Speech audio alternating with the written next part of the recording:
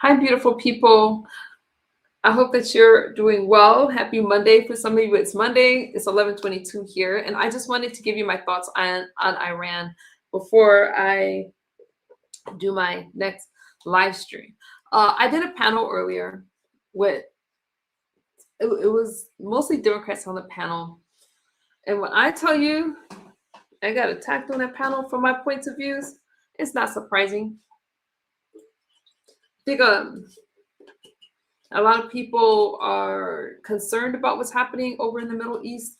It's not a Republican or a Democrat thing. We're going through this as Americans. Everything I share right now is for educational phrase purposes only. What's good, Catwalk? I'll be over here for a minute before I run my other live stream. So I wanted to do this stream over here first because I am interested in other people's thoughts on Iran. I'm gonna play something for you short, and then I'll give my thoughts on it. And you guys can let me know what you think. How you doing, Catwalk? Okay, you guys, let me know if you can hear it. No, what's going on?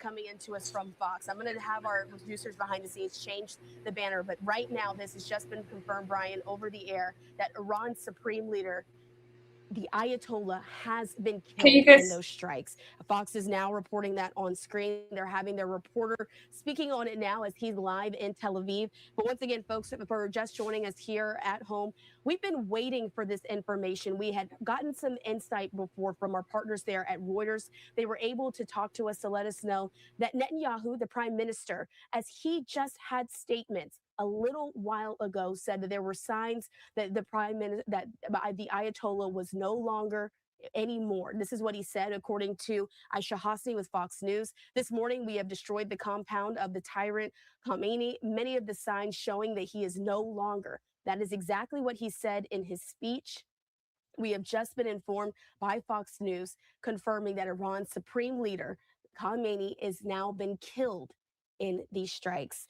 And so as we're getting this breaking news, and we still have Brian on the line here, Brian, I'm going to have you jump in here once again as we're talking about this. This is the moment that we've been waiting to hear. We didn't have confirmation. It was suspected. It was put out there on the internet. I had told folks earlier today, we won't be confirming anything until we have it from our trusted sources. But a huge moment to see that Khamenei has now been pronounced dead. Yes, and I would guess that he is not the only one. He has a son who's very powerful. He may have been killed as well. We'll wait for confirmation on that, and much of the leadership. There was a bifurcation of efforts here, Christina. The Israelis were moving in for a decapitation strike, cleaning out the leadership of the country. The American targets were different. And so the Israelis have exacted the ultimate punishment to the Iranian leadership. Now, what happens after this is what's going to be very interesting.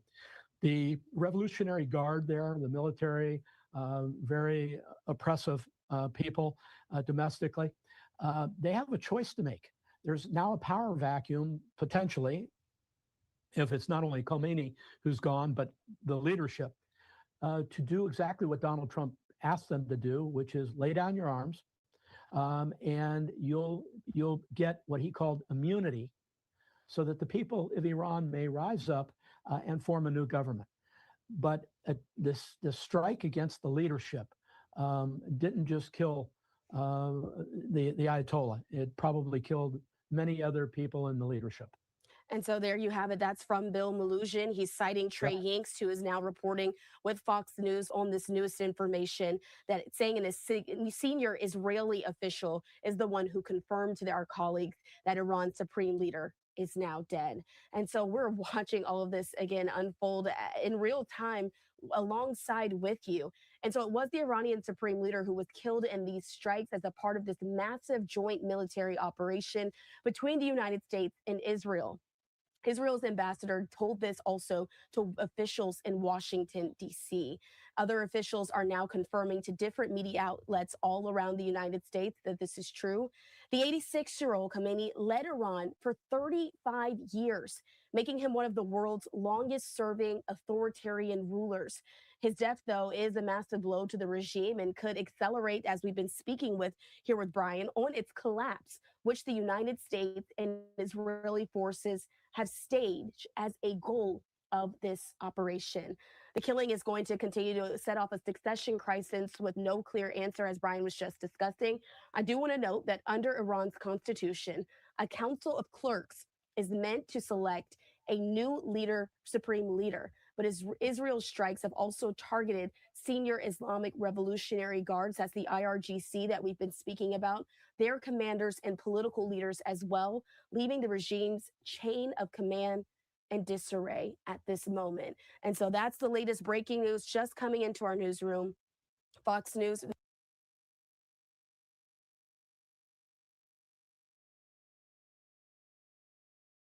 Okay, so that's what's going on. I want to tell you guys that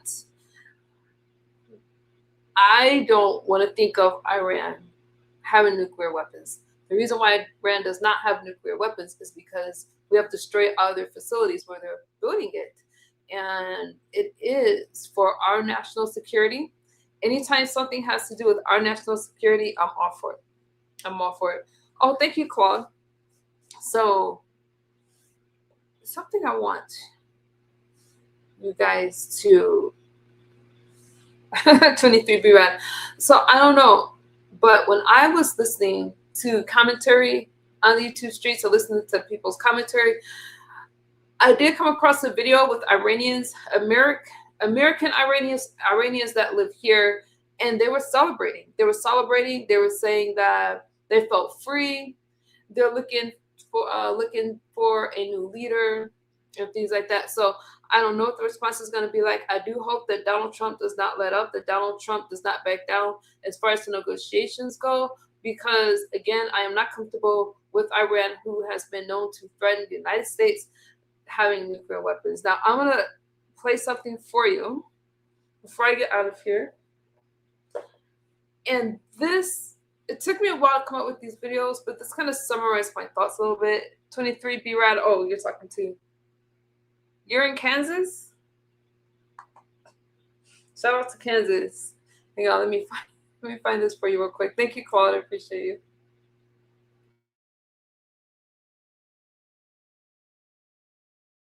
I'm just gonna play the audio.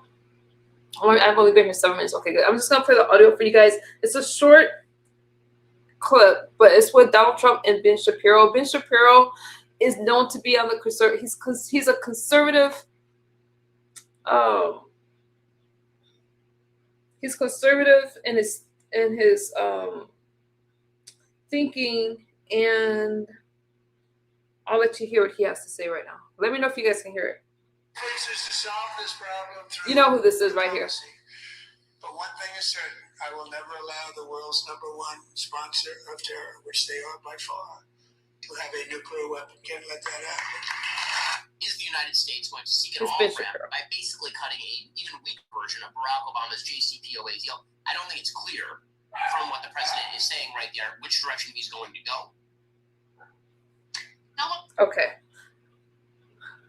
Oh, you're in Missouri? Oh, okay. I'm going to be watching. I want to see Donald Trump's response. Now, Donald Trump has issued a warning to Iran to back up off of their threats, and maybe they can come up to maybe they can negotiate on something reasonable. I hope so. I hope that. What's good, Mulatto? I'm only going to be here for a second. But I'm hoping that they can reach an agreement, you guys. So that's my thoughts on that.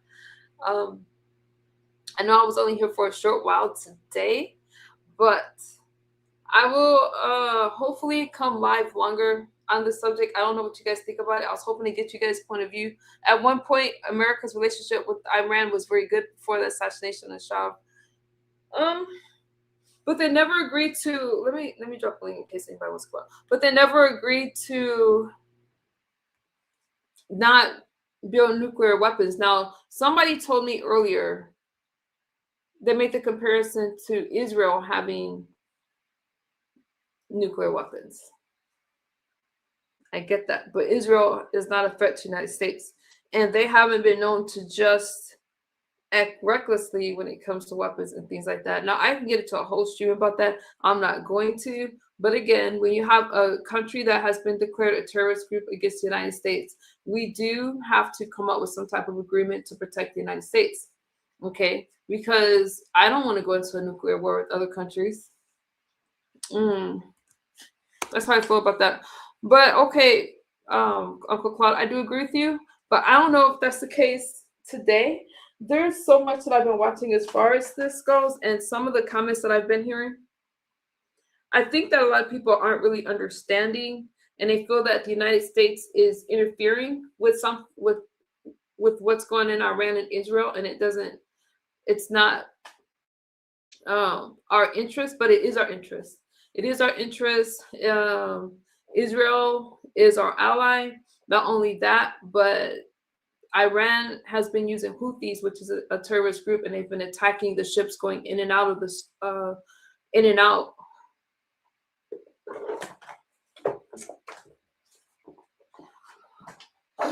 Okay, you guys. So, oh my God, you guys, my dog is gonna act up tonight. But if we can't go through the Strait of Hormuz safely and our ships are going to be attacked, which is what has been happening, then we have every right to protect our interests. And I'm all for America's interests first. And that's what I have to say about that. And the reason why I'm going to do a longer stream on this right after this is because I'd rather you guys hear the stuff for yourself and then you make your own judgment instead of beating me up in my comment sections about my points of views, because it's not my point of view, really. I'm just showing you what's going on in other parts of the world, okay?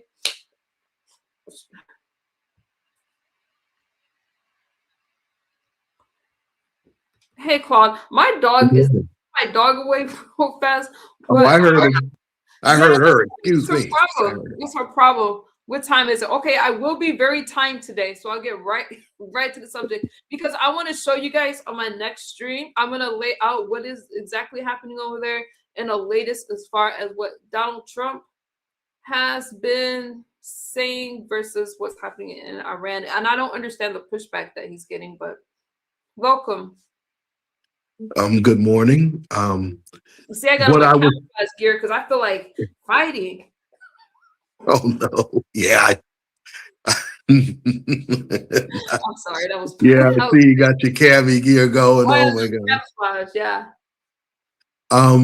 What I was talking about in the chat was many years ago. This was back in from the I want to say from the 50s to the late 70s. We actually used to have a very good relationship with Iran. That's when the Shah of Iran was alive. But once he got assassinated, and I want to say 1979, 78, 79, I want to say around that time. And that's when the Ayatollahs came into power in Iran. It's been very contentious ever since. How do you feel about Iran, the United States bombing Iran with Israel? I mean, Israel has been, outside of Great Britain, Israel has been probably America's strongest ally. So, of course, I expected that. And let's face it, Iran has definitely been a thorn in our side for many, many years. When you look at places like Iran, Iraq has been a thorn. Those places have been thorns in our side. So, I mean, you don't want those people to have nuclear weapons. And I had no problem at all with that. No problem at all with the strike. Smiling at me. You're laughing like you were shocked. It was like a shock. They always smile. You know, if Iran is left unchecked and they are allowed to build these nuclear weapons and have these facilities where they're building these weapons, it could encourage other countries like Saudi Arabia to also build nuclear weapons. People that have publicly said they hate Americans, they hate the West, they hate what we're doing over here, and it is a threat. And, you know, The United States has heavily sanctioned Iran. It hasn't stopped them, and they still keep trying. They will not come to an agreement about it, and they keep attacking ships going through. You know, because Well, Saudi Arabia is different because they've been an ally, but I get what you're saying. No, I'm not saying that they're the same. Do you want nuclear weapons in Saudi Arabia and Iran? I don't trust it because they're too close to Iran and Iraq. So no, I wouldn't trust any. To be quite honest, I wouldn't trust any Middle Eastern country. Right, it was 79. So okay, you're right. I do remember that though. I remember that very well because we used to have a very good relationship with Iran then. Yeah, but yeah, something had to be done. I'm sorry. It's a lot, and the United States has not declared war over in Iran. Okay, people are saying that we're in war. I'm not saying that it's great right now. Obviously, we took out their major leader in their regime, so obviously it's not great. It's tense. Iran has responded, but we have not officially declared war. No, not as of yet. And I'm not sure. I think that there'll probably be a negotiation to keep that from happening, because if it's unchecked, then we're looking at World War III, because then you're going to look at other countries jumping into the mix. And I don't think anybody wants that. I agree. More lives lost. But and it's jumping right out of the frying pan into the fire. We just got out of Afghanistan. Now to jump into Iran, that would be catastrophic. Be catastrophic. I like that word. I agree with you. What's wrong? We're agreeing. That's why I'm laughing. That's why I'm laughing. Hang on. Keep talking. I'm looking for something right now. That's something that doesn't always happen on this platform. We've agreed 100% this evening. Uh-huh. We've agreed with each other 100% this evening. It's quite scary, actually. Okay. So New York City. Just saying. Huh? I said New York City. Just saying. Lord. The greatest city in the world. I wanted to remind people what we stood for. I wasn't even thinking that it's in New York, but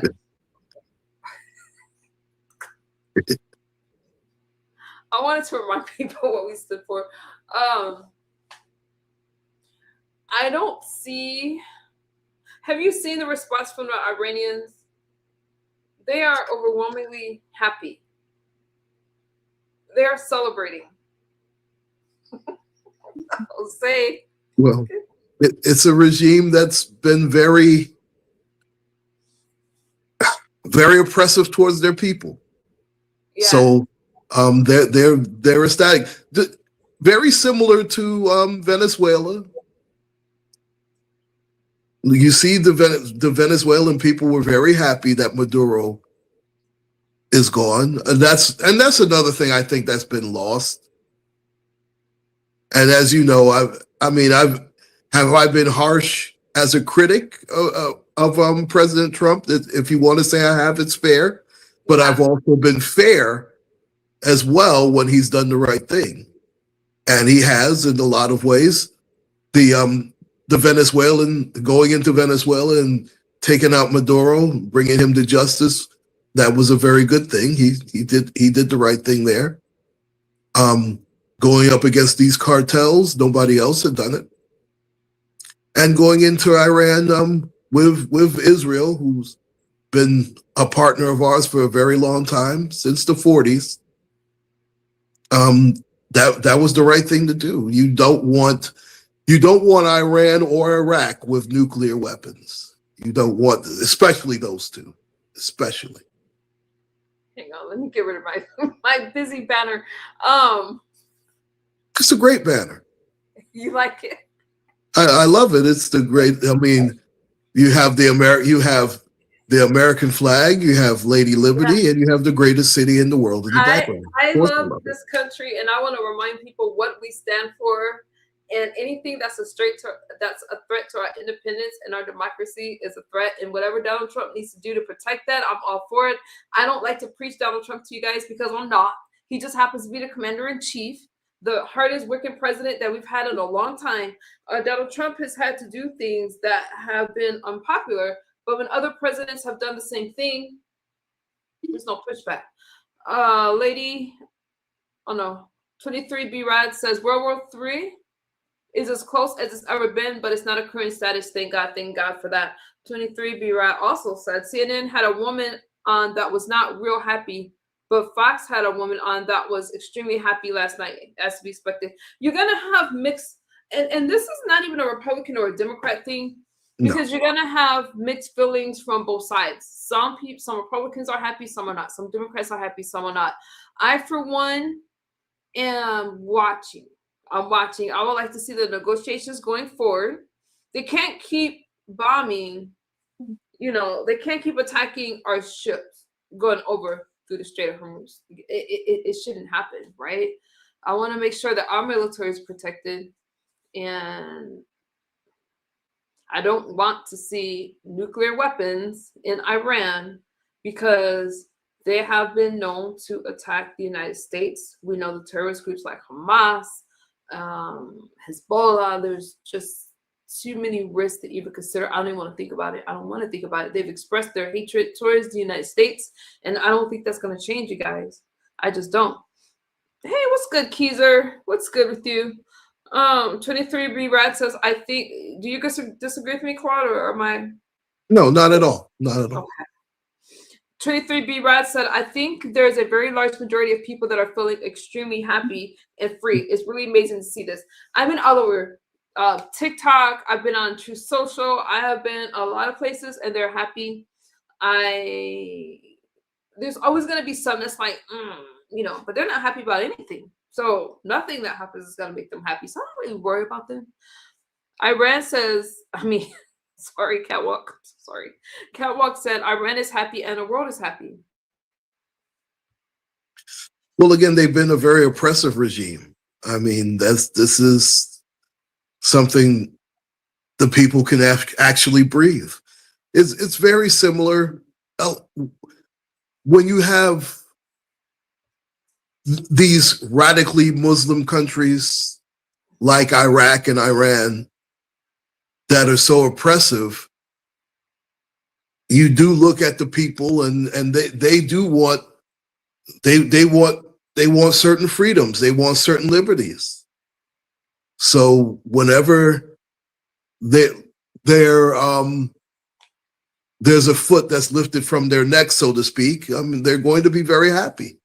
No people want to be oppressed. Nobody wants to be oppressed. And now, I'm not for policing every country and how they treat their citizens, but when it goes against humanity, when it goes against basic human rights, the United States steps in. The women, I would play you guys this video, but I can't play this video for you because this was a person's account, right? That happens to be Iranian. And they were thanking Americans, and they were thanking Donald Trump for what is happening over there. They were talking about the next leader, the things that they could do now, their freedom of speech and expression. And I was just thinking, wow, the Americans here are acting as if Donald Trump did something wrong, but you have people from over there that's like, thank you for what you're doing in our country. We want to be free. That was the basic sentiment. 23 B-Rat, I absolutely agree with you. Donald Trump has done a lot within 1 year. It's barely been even a year. Iran is more than Muslim dominant. Good point, Catwalk. Let me read you guys this. So Donald Trump did post the 8-minute video on his True Social account. And at the end of this video, if you guys aren't on True Social, then let me just tell you what it's about. It was a warning of the potential danger for the... Oh, wait, let me just read this part. Okay. So he ended it with the warning for the U.S. military members. So he was telling the Iranians to fall back. Don't retaliate against the bomb. Don't keep escalating this. And he issued a clear warning to Iran. I don't know what's going to happen there because Iran, I really don't know. I don't think anybody knows at this point what's going to happen next. Have they been known to walk away? Hey, Ann. Oh my God. Yeah, this could definitely. The negotiations are going to be very tense, to say the least. But this is very, very. These are going to be the most important negotiations in the world because if this goes left, let's just pray it doesn't go left. I'll just say that. It's already went left. So the point is what's going to happen next. So for those of you that aren't familiar, which most of you are, the United States and Israel bombed Iran February 28th. President Trump is accusing. My God. Oh my God. I'm sorry. She's very big. President Trump is accusing Iran of building nuclear weapons that threatens U.S. allies that could reach the United States. Okay. So Trump said the U.S. sought to make a deal with Iran after bombing 3 of its nuclear sites. You guys remember that in June last year? Yes. Remember that? Iran rejected every opportunity to renounce their nuclear ambitions. And Donald Trump, so he's been trying to negotiate with them and it hasn't worked. And we already know, well, if you don't know, Houthis is a terrorist group and they've been attacking ships going through the Strait of Hormuz. And we have a direct interest in this. Not only that, but the United States has to have allies. We cannot stand alone as a country. We have to have allies and we protect our allies. Israel is important to the United States. So is Iran. It's stabilizing the Middle East. We don't want to have horrible relations with Iran. Just like somebody said in the chat, I think it was 23B, right? I don't want to see a World War III. However, I want to make sure that the United States is protected. Our military is protected abroad. And I don't think, at least I hope that Donald Trump does not back down and they will continue to bomb any nuclear facility that is built in Iran. That's my thought on it. I don't think he will back down. Jose says, well, misunderstood. You're making an impact on the world. Very beautiful. I'm hoping to build a tribe and a group of people that's pretty like-minded, or even if you disagree, have a conversation about it. Jose, I definitely appreciate your support. Catwalk, I appreciate your support. And the beautiful Anne. I'm sorry, Claude, for cutting you off. No. It's fine. Go ahead. Well, like I said, I don't feel that Trump will back down. I don't think he should.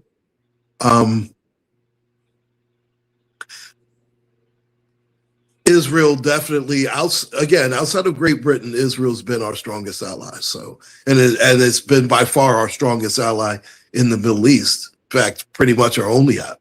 If you want to say Saudi Arabia's been an ally, but they can be fickle as well. Jordan has been fickle. So it was very important that we did this with the Israelis. It was very important. And we all know that Trump and Netanyahu are very close. Extreme. There have been times where he's been critical of him too, but he's very, very fond of Netanyahu. Catwalk says USA Congress will be on stink argument this week.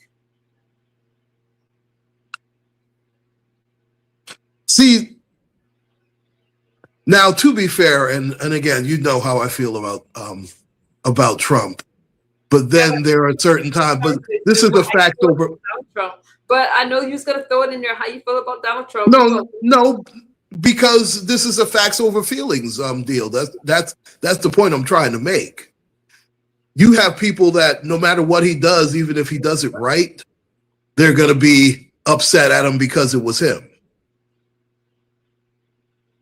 I agree.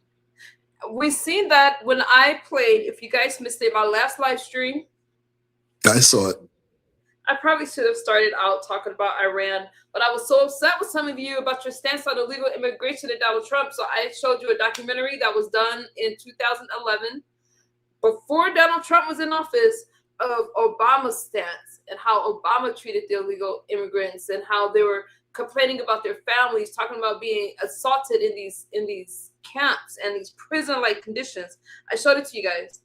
And still, even in my comment section, they're calling it propaganda. It's dismissing it. So no matter what, and Obama has deported at least 5.3 million, at least at that time. Donald Trump hasn't deported nearly that many, as much as Obama, but he still gets all the oh, you're doing this and you're unaliving Americans, which is a lie. I'll call somebody out on that lie. They put in my last stream, and I will get back on subject, that Donald Trump unalived an innocent American. I asked for the name. Crickets. So there's a lot of lies when it comes to Donald Trump. The difference between Obama and Trump when it comes to illegal immigrants is that the Republicans didn't interfere, so there wasn't the chaos that the left is creating with Donald Trump. Now, back on subject, I'm going to say this. I agree with you, Claude, that no matter what Trump does, so why are you laughing? Some people are going to just not like anything that Donald Trump does. And I'm not a Trumper. I'm just a conservative thinker, but I leave my feelings out of it to speak facts. And a lot of things that's happening is against American interests when it comes to the political left.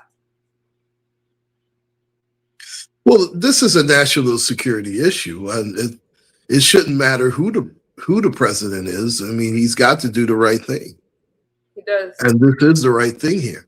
See, this isn't about, to me, this isn't about left versus right. It should be right over wrong. I mean, that's what it should be. But unfortunately, you have people who have their own interests at hand. Obama gave millions of money to Iran when American states needed emergency money at that time. Okay. I was just reading that. My eyesight's not the greatest. Thank you for reading it. Catwalk makes a good point. And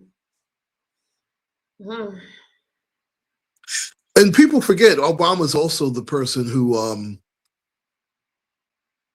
got rid of. Now, here's where it works the double-edged sword too. I don't think Obama gets enough credit for taking out Osama bin Laden. I don't think so. I don't know why I had to show that. Sorry about that, Claude. I think I'm allergic to let's be fair. He does not get the credit for that. I'm sorry, the credit for what? Taking out Osama bin Laden. Something that Bush never did, and he was supposed to be after him. Doesn't get the credit for that. I think that he did get credit for it. I, for one, definitely give credit for it.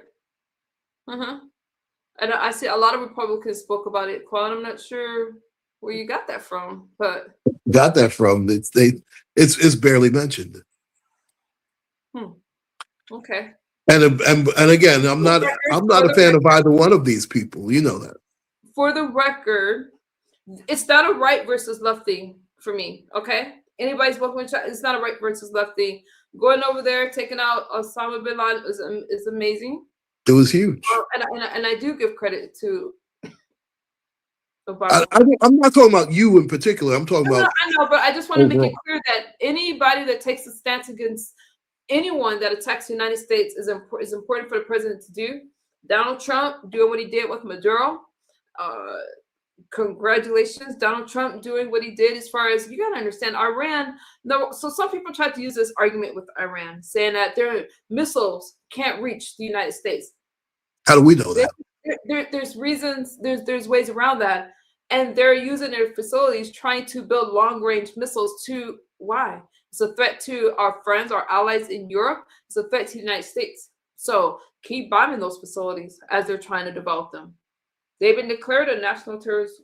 They're not friendly towards Americans. They've expressed this, their hatred towards Americans. So Donald Trump has been asking them to agree. You know, actually, I thought they were coming closer to the agreement, but I guess I was wrong.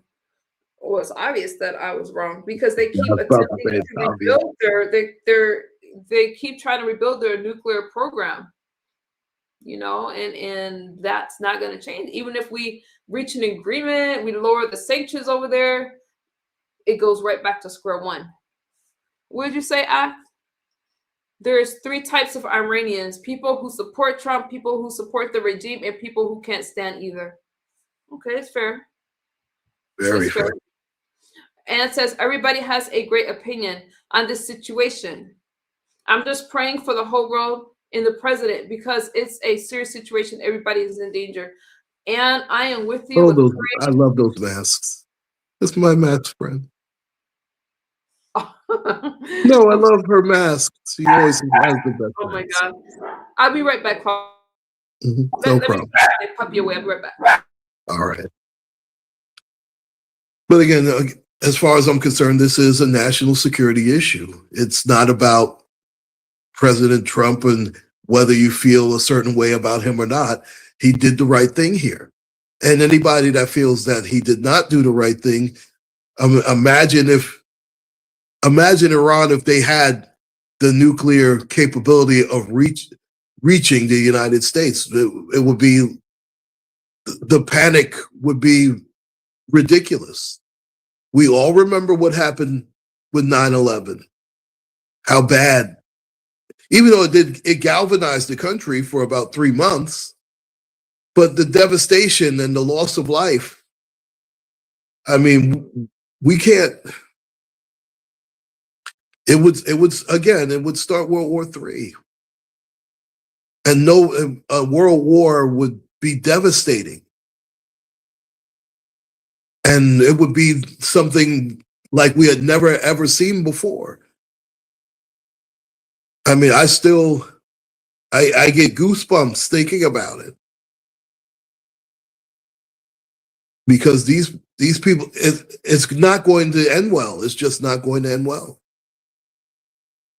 We could see obliteration that we've never seen before. And we can't take that chance. We cannot take that chance as a country. When it comes to our national security, we have to stay on top of everything. Whether it's Iran, whether it's Iraq, and it doesn't matter which country, whether it's Jordan, whether it's Oman, all those countries in the Middle East have been a thorn in our side in one way, shape, or form, outside of Israel. And I understand a lot of people will say, oh, well, the United States is in Israel's back pocket. You know, they don't say that about us in Great Britain. I mean, we're supposed to have some allies. I mean, we can't do this by ourselves. If we had no allies, we'd be in huge trouble. And the fact that the Israelis are an ally and the Israelis do have a very strong military, thank goodness. Imagine if we were backed with next to nothing. Then forget it. I mean, the Israeli soldiers are very strong.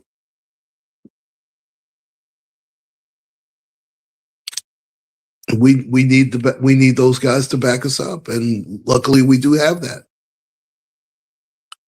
I never look at the chat. I very rarely look at the chat, I'll say.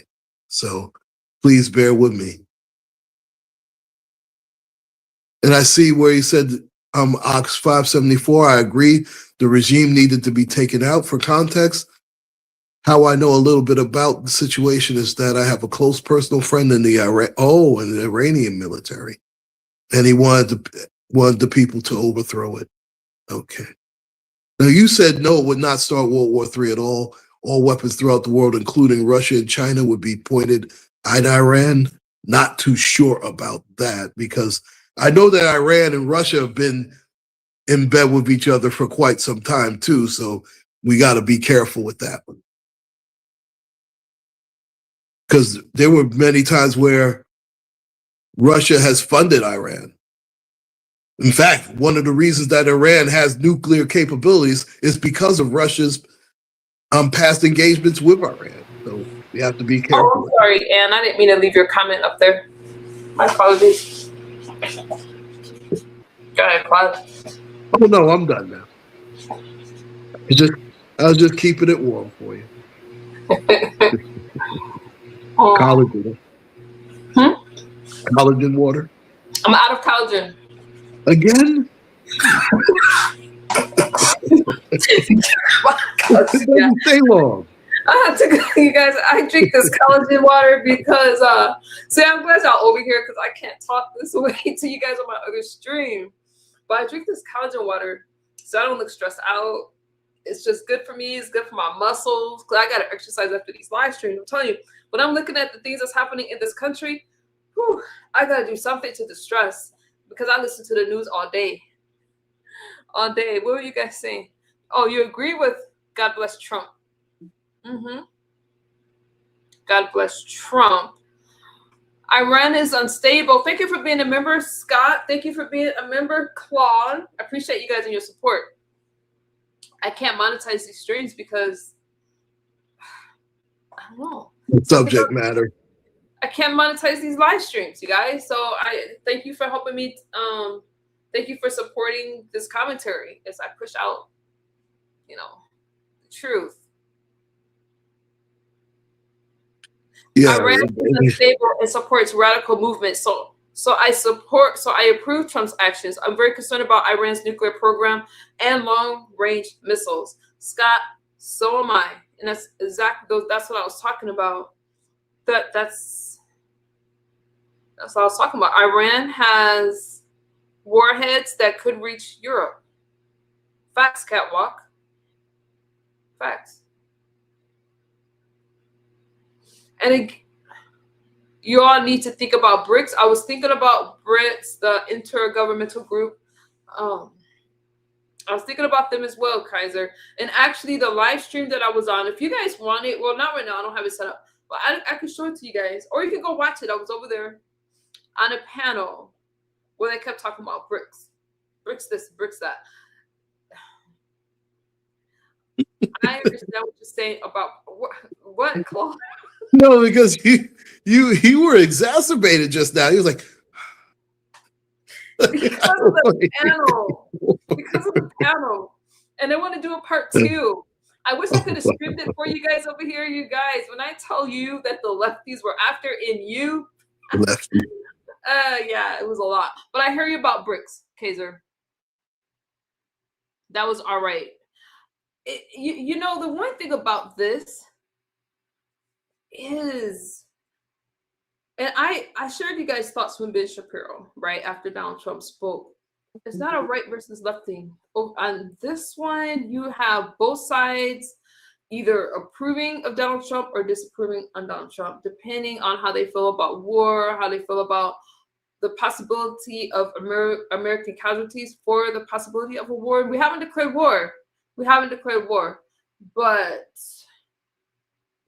there still would be some type of consequence, I feel, for Israel and the United States bombing Iran. I hope the consequence is a positive one, where then maybe the United States can lower the sanctions over there. I don't know. Maybe Iran will once again say, hey, you know what? We won't continue our nuclear program.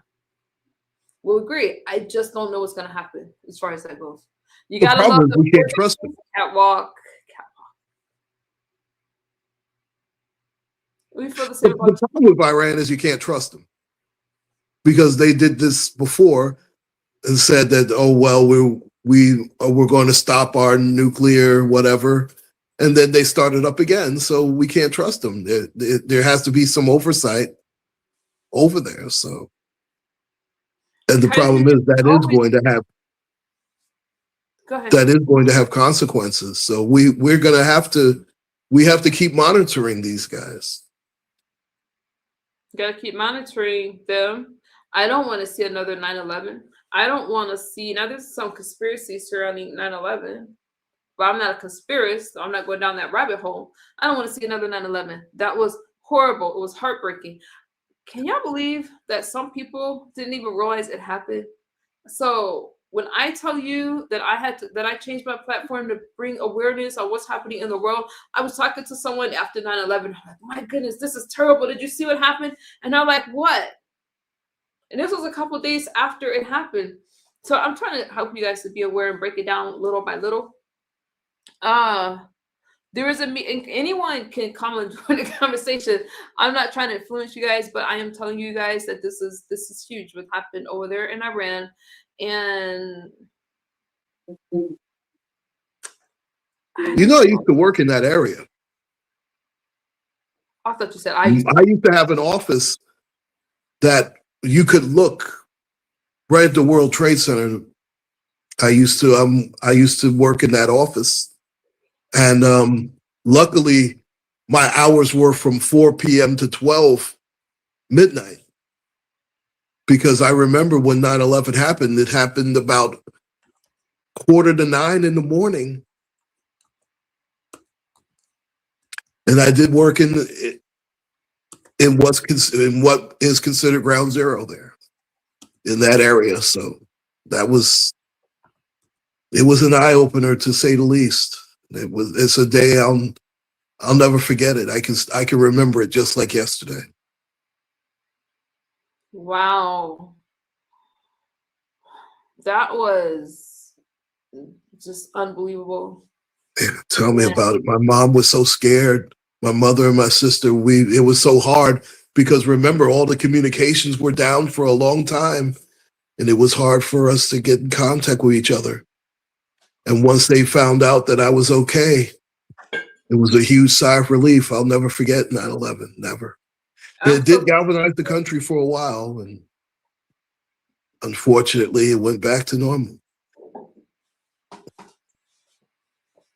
In some ways. I mean, it was good to have normalcy back, but I just hated the fact that the unity that was developed just went away. That's what I mean by unfortunately back to normal. Right. Right. And it's something that you guys will always share there. We feel it every part of the world. I definitely try to remember 9/11 every stream that I do.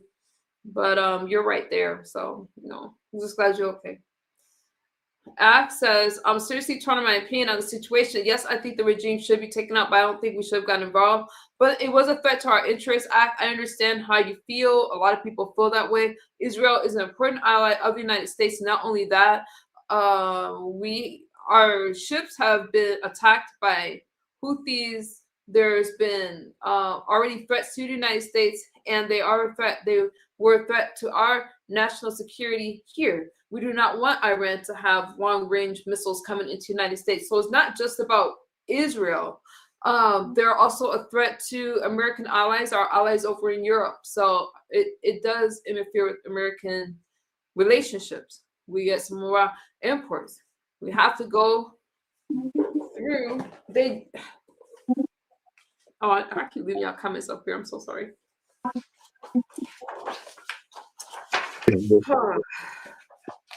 But I do understand your sentiment, okay?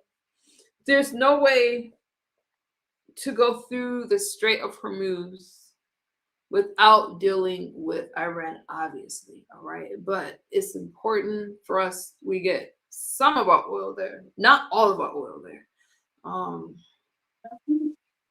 But they have been attacking and they haven't been able to block our ships from going over there, but they've been trying to stop it from going there. And Donald Trump made it very clear that he wanted them to stop their nuclear programs. He doesn't want them to build and have facilities because that's a threat.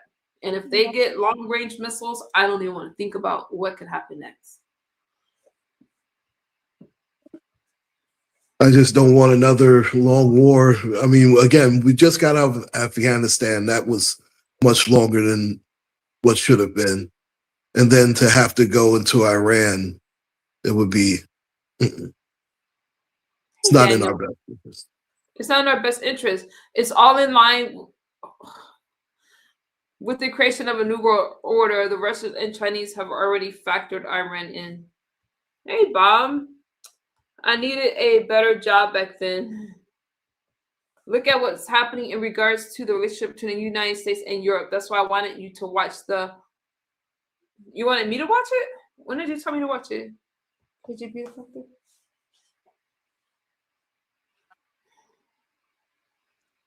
There's very tense times in the world.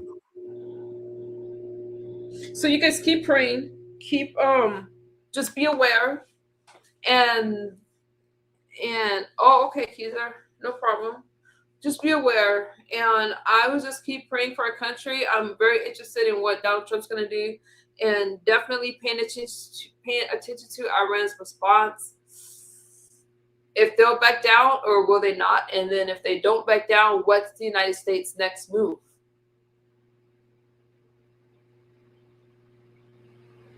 Just going to say, I know that it's unpopular in today's society, but we are literally watching Bible prophecy being fulfilled. But that's another chapter in another book. I actually seen something on that. I did see they talked about the conflict with Iran and Israel. I don't know that much about that stuff, but I have read that I've read that, But they've been saying this in science forever. Just stay prayed up. Hey, Aaron, good seeing you. Oh, wow, it's been a while. Dismiss it like that, like, oh, they've been saying this in times. The Bible talks about the relationship between Iran and Israel a lot. But Israel is our ally. We got to protect Israel, but we have to protect the United States and any interest that involves the United States. Okay, so our foreign relations are important. It's important, not something to say, oh, United States, we have it all on our own. No, no, no. We're not a country that stands alone. We have our allies and we protect our allies. And we need our allies to protect us as well in certain areas. Israel has a strong military. The United States is not the only one with a strong military. I believe that Israel's military is stronger than Iran's. It is. So, Kaiser, no, I got you. Especially if you put it under my comments. I after the stream, then I really see it. I will look at whatever, especially, I don't know if you could drop a link, not being a moderator, under my videos, but if you drop something for me to watch, I watch the videos that you guys suggest.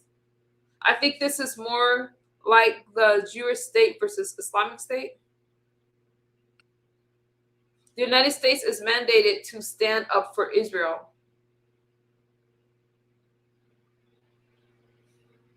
And when you hear the term end time in the Bible, it doesn't mean the end of the world, so to speak. It means the end of the current governments and current systems. That's what they mean by end time. Really? It doesn't mean, yeah.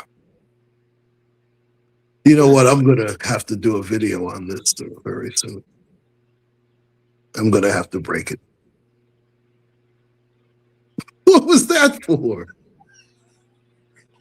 Just went, oh, God. What was that about? Because what does that have to do with what? Number one, if you want to break it down, you can break it down right now so you can understand instead of making people wait. Because I don't do. What is so funny? I don't have a poker face. I'm working on it. I didn't know. Yeah, it's a bad one. You said this isn't Bible prophecy. This is just awakening.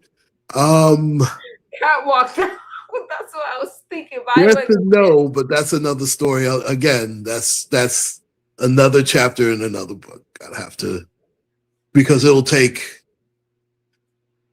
another you go live at least about a it, half an hour, and I'm not. my hours. I hope I'm there when you go live about it, or I'll catch the replay. I would love to hear your thoughts on it. I don't do conspiracies or anything besides the facts and what's happening in the news. I'll let you guys interpret it yourself. But you're a religious man. I'm a Christian. You study the Bible. I'll go to your stream and hear all about it. I have no problem. Misunderstood. Thank you for all this great information, because I don't watch the news. I hear you, Ann. Ann, you are so pretty. But I pray every day for the world and the people. Chronicles 7 and 14 is a very important Bible scriptures. Chronicles. Right. Claude, remind me. Let me read that. Okay, I will read that, Ann, because I don't blame you guys for watching the news. I watch the news to keep up so I can give you guys correct commentary, and I have to listen to so many things to compare what's being said. So it's heavy. That's why I tell you. I have to exercise. I got to take care of myself because I get so into it, and some things make me pretty sad to watch, especially lately. I've been feeling kind of down a little bit about what's happening in the news, you guys. So I don't blame you for not watching it. Yeah, it can be depressing, no question about it. What's up with your picture, Kaiser? What did I? Okay, Chronicles. Don't let me forget that. Chronicles. Yeah, she said, I believe 7 and 14. Okay. I can't find it now, but 7 and 14. It's not an Israel problem. The U.S. is just taking it's not an Israel problem. How can you say it's not a problem for Israel when they bombed Iran? Kaiser, are you okay? Okay, let me see. Exactly. The end times. You got somebody that agrees with you, Colin. Means the end of the system as we know it. And yes, it does play into biblical prophecy. You got a friend. It's it's a new beginning and transition into the next age. Okay, you got friends. Cool. You got friends. Oh, is that really you? No, it's fine. People should really pay more attention to BRICS and their manifesto. There's a lot of people paying attention to BRICS, and I could do a whole different stream about BRICS. But I'm just looking at you ready for war with the camouflage. I'm just always ready. I'm always ready. God. You know what's interesting? So Claude identifies as independent. I don't want to put words in your mouth. I'm an independent thinker, yes. And the fact she'll claim I'm leftist, but I absolutely she'll try and claim that, but that's not the fact. That's not the case at all. It's not for me to identify you. It's not for me to do. I'm actually more conservative than you think, but that's another story. You're not, but it's okay. What's the difference? You're not. So you guys, I didn't really get into it on the stream, and I won't, but the United Nations, according to some reports, the UN chief condemns U.S.-Israel attacks on Iran, and they did a meeting on that. I didn't get into it tonight. That's a whole different rabbit hole. So when I say that the world is divided on this one, not everybody is for it. What I paid the most attention to, besides what's happening in the United States, I definitely looked for Israelis living in the United States, and I looked for news to see how they were responding over there. And for what I could see, for the most part, is they were happy. The Israelis, they were happy, and they spoke about being free, and they spoke about the oppression that they've had over there. The women were extremely grateful. That's what I looked at, and to see their gratitude for the United States and for Donald Trump was so touching, you guys. It was just really endearing. Maybe take a look, maybe take a step back. I like Uncle Claude. He's pretty cool. Thanks. Claude, I appreciate that. I appreciate that. His fans. You're thinking about it. We haven't talked about it that much, Kaiser. Now, here's the thing. You know, for being a host nation to the United Nations, we've had some very contentious dealings. The United Nations has been against the United States a lot. It's very weird. Don't you think? I wouldn't mind going down the timeline about our relationship with the United Nations. I find it interesting. I mean, especially that we're the host nation for the United Nations. It's just really contentious sometimes.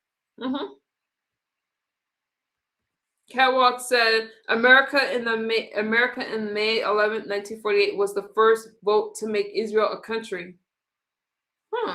Yep, Fun that's fact. very true. Israel has always been surrounded by enemies in its part of the world. The Bible, however, does. Here you guys go. The Bible, however, does command who the children of the Most High God to pray for peace of Jerusalem. Amen. And Israel was much bigger when you're talking about biblical times. Israel was much more vast. When you look at what makes up the Israeli country now, it's very small compared to biblical times. It's not even close. Are you worried about us going to war? You've kind of spoken this before. With Iran, like officially declaring war? If I had to gauge, if I were a betting man, I think I have a 50-50 split, to be quite honest. I think it could go either way. It's a coin flip. It pretty much is a coin flip. Access, not a chance. Okay. I say it could go either way as well. I hope it doesn't go there. Donald Trump has already issued out a warning to Israel to not continue to threaten retaliation, because Iran did threaten retaliation against the United States. So we're gonna see. We're gonna see, you guys. I'm not gonna say not a chance at. We're gonna see. At this point, nothing surprises me. And you guys, those are pretty much my thoughts on Iran. The United States did what the United States had to do for our national security, and Iran had no hatred towards Israel before 1979. Where are you getting your facts from? Well, that's because the Shah of Iran was an ally for us for many, many years.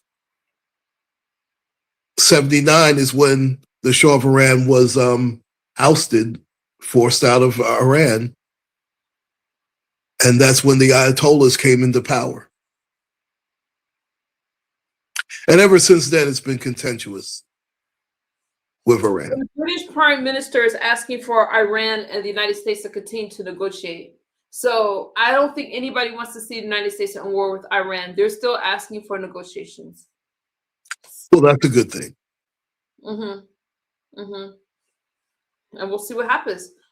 The leader, it's been confirmed, is gone. Some people don't like the fact that Donald Trump announced it before it was confirmed. I don't know what to say about that. Donald Trump does what Donald Trump does. But it's been confirmed, you guys. And now I don't know who's going to take his place, but I'll be watching like the rest of you. Keep going with Channel Misunderstood. Never give up. Thank you, Jose. Thank you.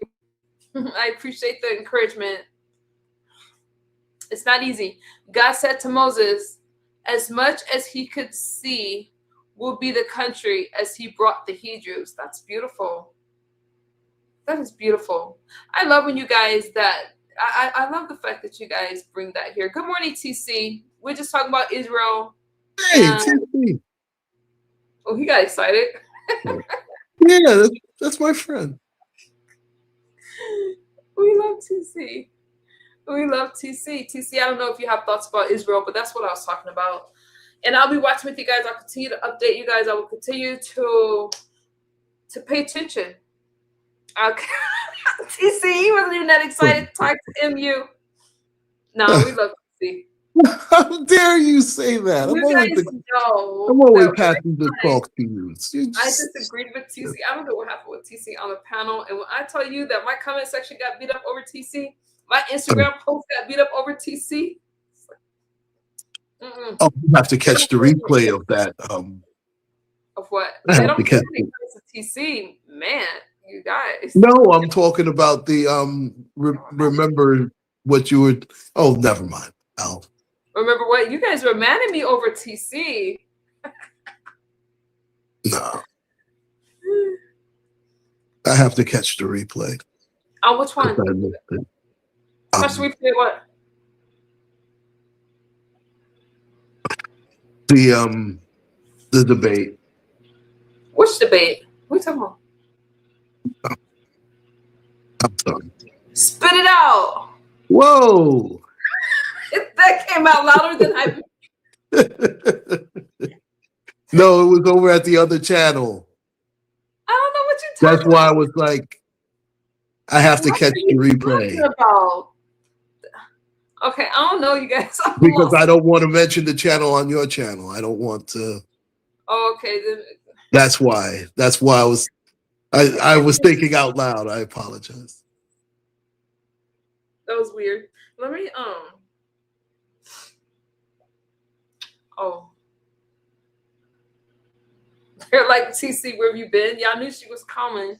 TC. Do you remember I Hey, told what's you that when I up? got beat up over our disagreement? They're like, God. I remember. I remember, boy. mm. I remember that. Hey, how you doing, Unc? What's up, MU? Into the chat. Hold You your know- thought for a second. Hold your thought. Okay, I'm not over here that often, you guys. Bear with me. Okay. Oh, wait, let me. Hey. Is that you? Because you're not, like, you're moving all over, so I can't really see you. Is it me? Y'all talking about? Justin, that's you? Yeah, it is me. Right. It is me. Okay. But I'm You just can gonna move. Hang on, you can turn off your camera if you want, or you can leave it on. I can remove my banner. Okay, cool. Okay, I've removed it. How do I hear my friend? If you have a second window open, if you can close that window, and I'll remove my banner. Okay, guys, Okay. we're good. Hey. Hi. TC and then Justin. Hey. Hi, Justin. How you doing? Hi. Good morning.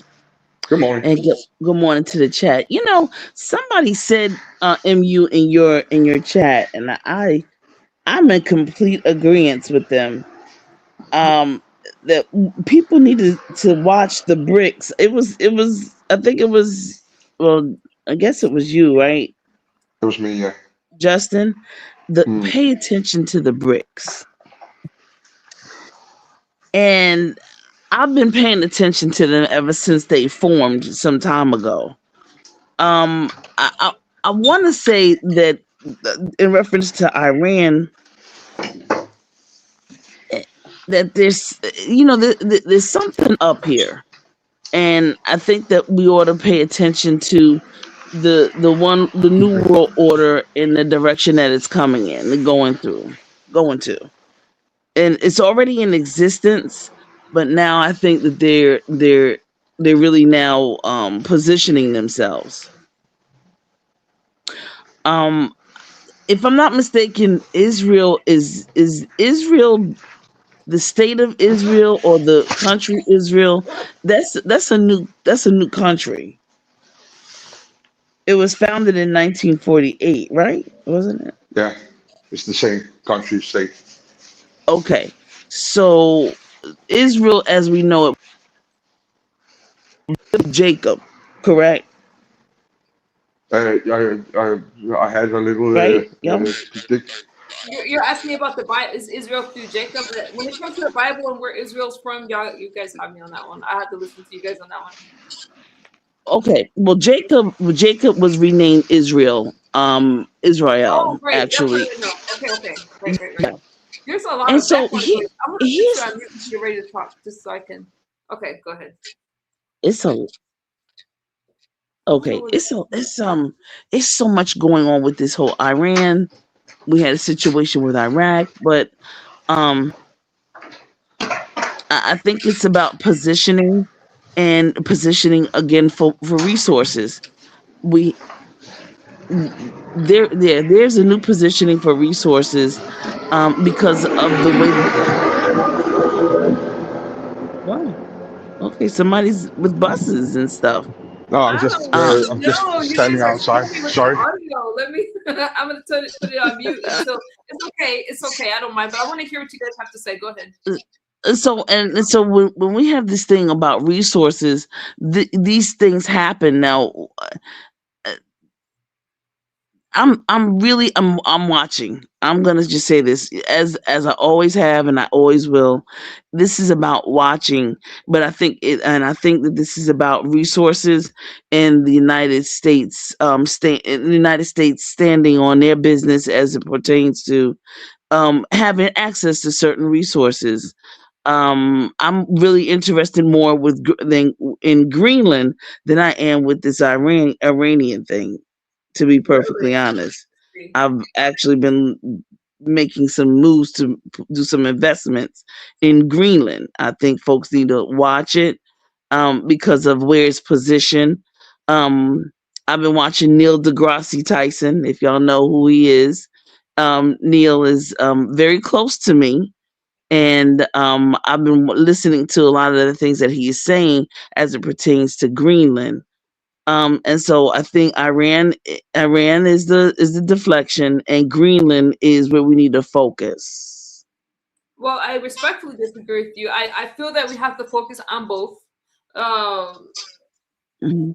Denmark can't protect Greenland. I'm gonna put you guys on mute while I'm talking to you guys. Unmute yourselves when you're ready to talk. Just because of the sound. Sorry. We have to be interested in both.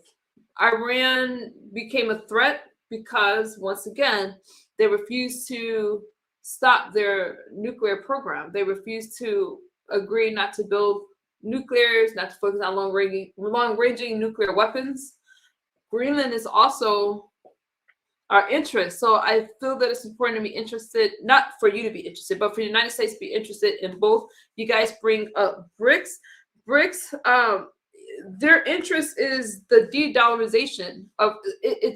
It's not going, that's not what we want. Okay. My interest is American currency, using the American dollar, not what's the word they use, de-dollarizing our dollar. So Iran is a part of BRICS. So I understand that it's coming up a lot, but American interests are, that goes against American interests. And I think that when it comes to foreign policy, we have to at least be kind of familiar with it. Even if I'm kind of big about it. Well, Kind of speak next. Go ahead. Oh, Justin, sorry. the situation between with Greenland and Iran, it's kind of the same thing. It's just attacks from different positions. But we're not trying to war. Donald Trump has made it clear that he's not trying to war with Greenland. No. Canada owned Greenland. No, Greenland is important from a geographical point of view. Greenland is rich in minerals, but the people of Greenland were happy about the thought of being a part of the United States. Access, if you hear anything from Iranian negotiators, they said America and Israel came into negotiations. That's interesting. Good night and have a great and productive day. Be safe. I'm going back to sleep. Good night, and thank you for stopping by. Love you, sis. Well, you could say that these are different things, but if you take one common denominator, how does the U.S. look? What's the perception of the U.S.? What's the perception of the United States? Yes. So what's the perception from Europe, other places in the world? What's the perception of the U.S. intervention in Iran, and the U.S. kind of muscling forward in Greenland?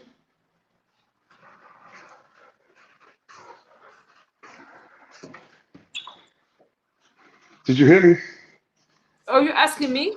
I think the world. Yeah, I'm asking a broad question for you, because you're thinking of these things like they're not in connection, because Greenland is one place, Iran is another place, and they have absolutely nothing to do with each other.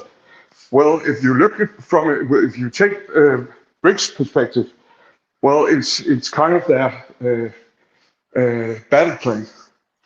We attack them from everywhere. Okay, I'm not going to say that things aren't connected. I think that, number one, BRICS, reducing the world's reliance on the American dollar with BRICS, right? Well, it's not just reducing the reliance, it's actually outcompeting the US dollar. So it's no longer the reserve in the world. That's the plan. So And get see, rid of that's a it's not gonna work. completely different beast. What? It's not going to work. They're not going to be able to get rid of the Federal Reserve. Why? Why? See what happens?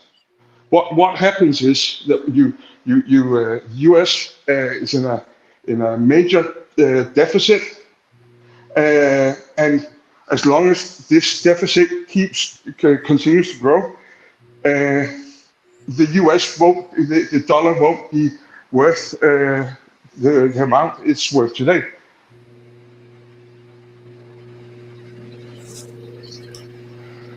Okay. I don't see these countries that are part of BRICS. They're not going to have an influence on the Federal Reserve with the United Okay. Let's just take these countries. You have Brazil, you have Russia, you have Iran, you have China, and you have Syria. So China and Russia, China and India alone make up for almost half the population in the world today. So seeing that it will never work, I wouldn't be too sure on that. And this is not a quick process. BRICS had a meeting early last year, where after the meeting, 3 days I think, they went out and they released a press statement, and they told everyone what their mission was, how they were going to achieve it.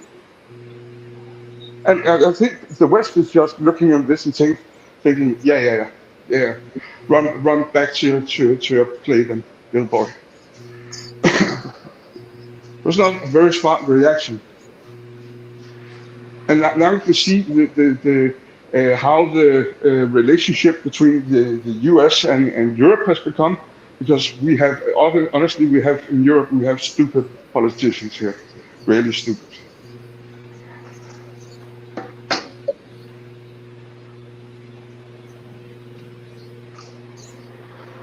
And the reason why I wanted for you all to watch that KGB defector was because last time I was on, Claude, you brought up a passage from the Bible, which was completely the religious version of what I was trying to show you, and where the problem lies.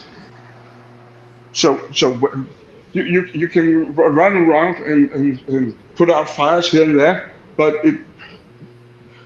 the place where it originates, if you don't get that fire under control, you'll just have to run around putting out fires everywhere.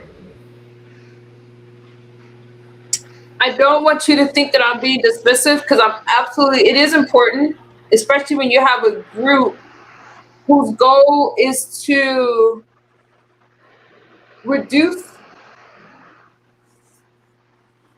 the United States dominance in politics and our finance. They want to reduce it, and these are not small. I'm not dismissing it at all. No. So I don't want you to think that I'm being dismissive over you. No. A lot, and I don't want you to think that. And so BRICS, Brazil, Russia, India, China, and South Africa, right? Yeah, sorry, South Africa. I was saying Not Syria. for people that don't know. But the thing is, you guys, anytime you have a group that wants to reduce America's influence in the world, reduce our American dollar, you definitely have to pay attention to that. So I don't ever want you to think that I'm sleeping on BRICS. I'm not. I just don't see I think that we have to definitely stand. We have our allies. We have people that who we protect and that are. So I'm sorry to cut you off right there, but how's that working right now? Depends on what you mean. Well, you said to summarize. Sorry, I just got up. I had a business call. My brain's a bit foggy. The relationships. So allies. So are we strengthening our allies, bonds to our allies, or what's happening? Because right now it's looking like chaos. And politicians, I think that what? Sorry, You come said again. it's looking like chaos. Yes, and it's getting worse. This is exactly what China and Russia want to do. This is why China and Russia are poking their faces up around Greenland. This is why when embargoes have been set on Iran, both Russia and China try to beat by even more, because the Far East, are tired of being dominated by a Western society.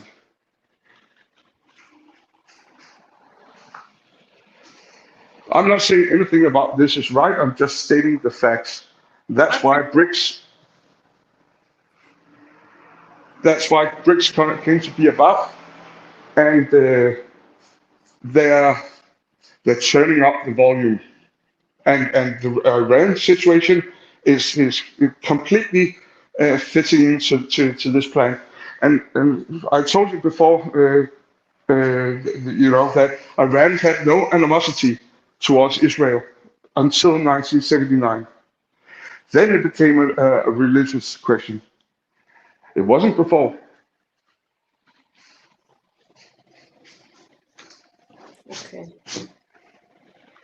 That's interesting. Claude, you have thoughts about that? Well, yeah. By the way, that Bible verse that was 2 Timothy, chapter 3, Exactly. verses 1 through 7. I remember that day very well. And you couldn't have stated it. You couldn't have put it more beautiful. It would be impossible to put it more beautifully than you did, Uncle Claude. And that's why I wanted you to watch the clip with the defector, because he's saying this in political subversion terms and not religious terms, but both are equally valid. Well, to be clear, I can't take credit for that. Those are God's words. Those were not mine, obviously. No, but you had the brains to state those words. So God's living and speaking through you, Uncle Claude, and thanks for that. Powerful. I appreciate it. I appreciate that. But listen, Bible prophecy is undefeated. All you need to do is look into the past. Look at what used to be ancient Babylon. It is still uninhabited even to this very day. Yes. You see what's going on in the world right now. These are all prophecies that are being fulfilled right before our very eyes. And if you don't see it, that's because you're not looking hard enough. Yes. And unfortunately, what we have in society today when it comes to religion, which has caused more division than anything else, and that's how you know that this is the devil's system of things. But I digress. Now I'm going off a tangent here. But that being said, it does all intertwine, because to be fair, it just shows you how far away from the Most High every country, and it's every system. It's not just Iran. It's not just Russia. All of these systems are far away from what was intended to be. But especially in the West, but especially in the West, because we have abundance of everything in the West. Um, and people's self-enlightenment, let's say like that, that people believe within themselves that they have created ethics and morals, which is completely idiotic. But I have to take a little bit blame away from the Western population, because in the West, people go to work, they have to pick up kids, they have to feed their kids, they have to socialize, all sorts of things that are must-dos during the day. Will you also have the capacity to know about these things happening? And I would say some might, but most probably not. That's the problem. That's why this abundance of information and not being able to discern good from bad information. That's exactly what the KGB defector says in more detailed words than your scripture. That's why I thought it would be a good thing to let at least some of you who meet other people who you can recommend this to, yeah, because we're talking about these events happening on the spot and how they are evolving. Yeah, but where did it come from? So you see in Minneapolis, and probably I haven't been that much online these days, but it's probably going to spread to other places, and even more frantically probably. But one of the problems is the education system, and Trump took away funding for the educational system, didn't he? Am I mistaken in that? Trump, what do you mean Trump took away education? He gave the power back to the states. Yeah, but he took away federal funding, didn't he?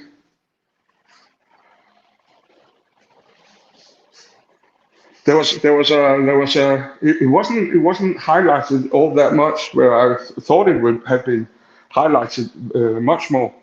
But he did the right thing, because what you're doing, and not just in the US, in Denmark too, you're educating activists, and have been since the Flower Power days. I'm surprised TC stayed quiet on that one, but go ahead. I'll wait. It's fine. Who was quiet? Oh no, I was surprised. And usually when somebody brings up education, she chimes in, but it's okay. Oh, I'm taking it all in. Yeah, I'm not trying to. I'm not. Stay quiet on that one, but usually But no, you're. I know what you're saying about the federal funding, but he gave. Oh no, go ahead. I didn't mean to interrupt you.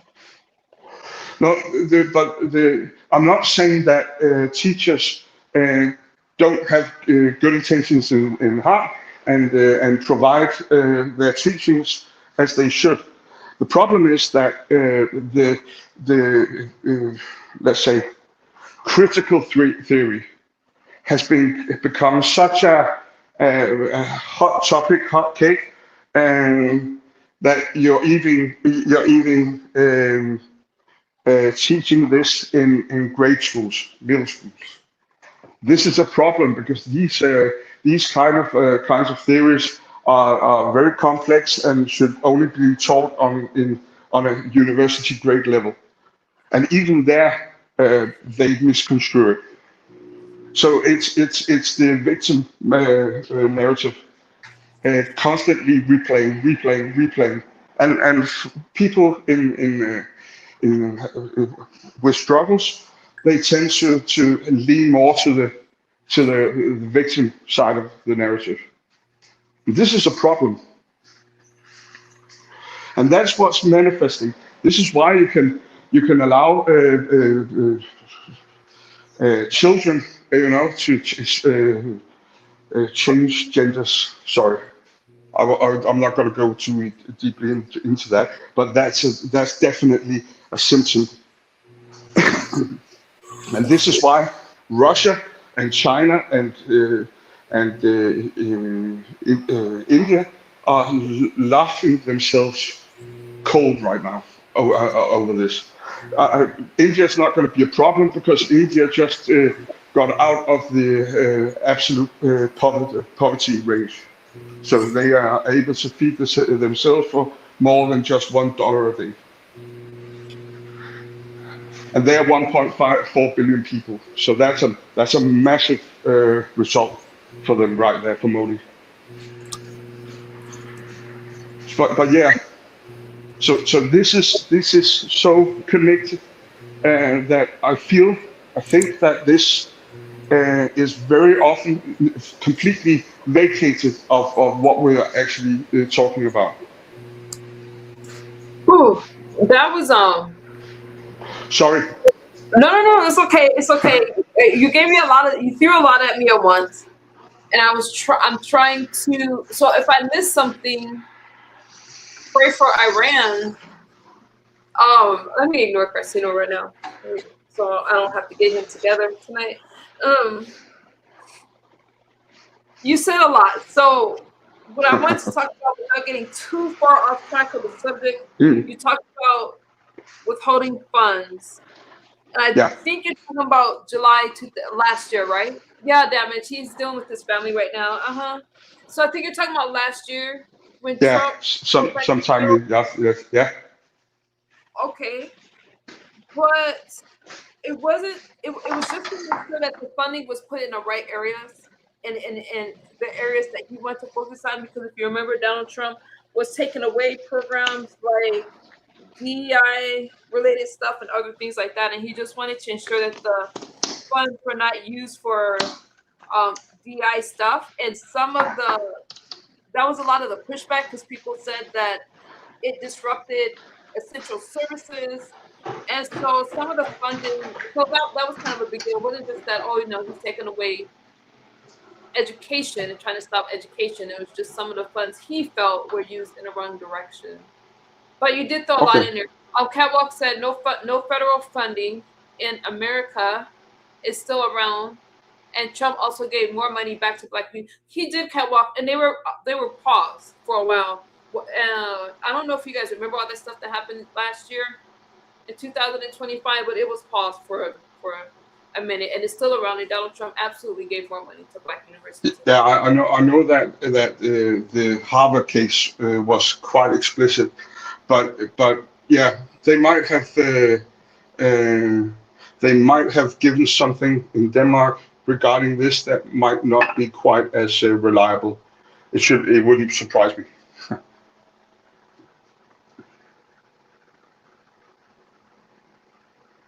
Okay. But it doesn't really change anything. Because myself, when I was in university, they were pretty much laying this critical theory on our heads. So anything, it's kind of a Marxist, communistic approach that whatever happens, you're the victim in anything, every time, always.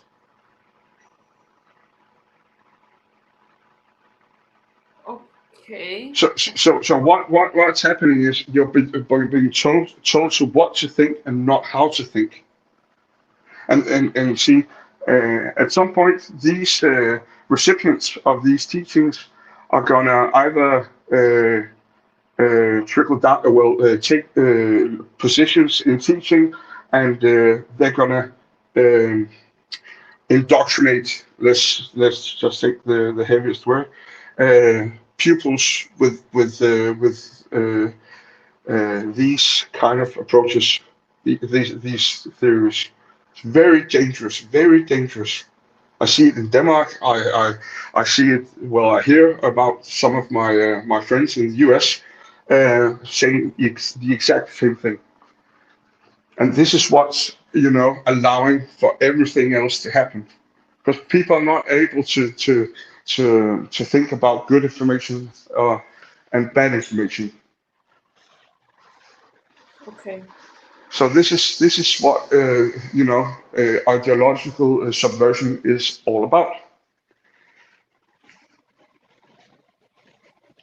Okay. It's interesting. Yeah, because Claude came with a religious perspective, and was quite right in doing so. And this was just a little clip to show you how you can attack a country without using bullets.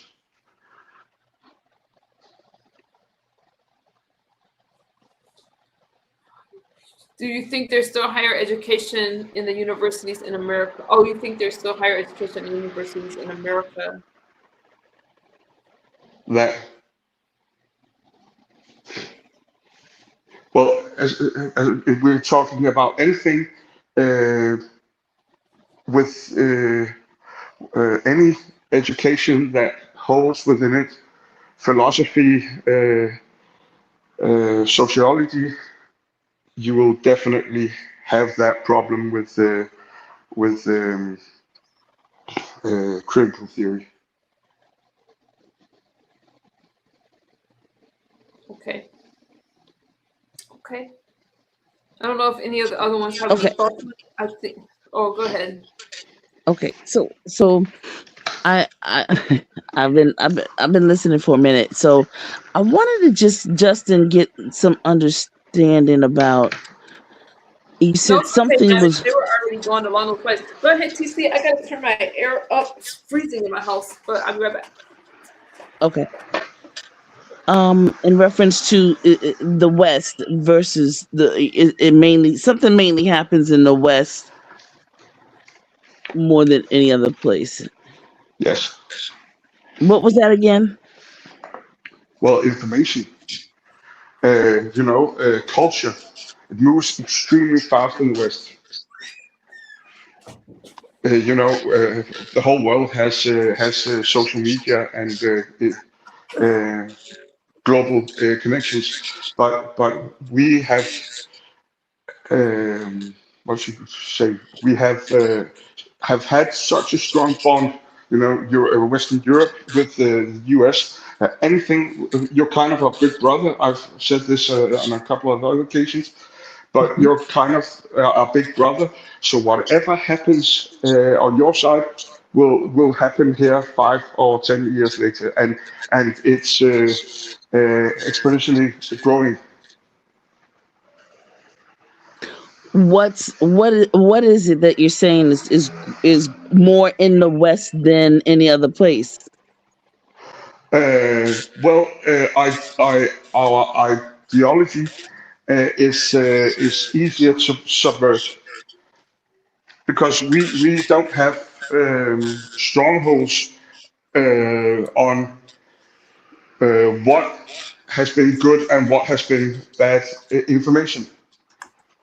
But see, you don't know that from just looking out the window and saying this is good and this is bad. You're being taught that through school. Okay, so you're saying that in the West that's more prevalent in the West. Yes, much more prevalent in the West. Than If you go to China, compared to China? yeah, you're not going to see that. If you go to Russia, you're not going to see that. If you go to Iran, I bet you're not going to see that.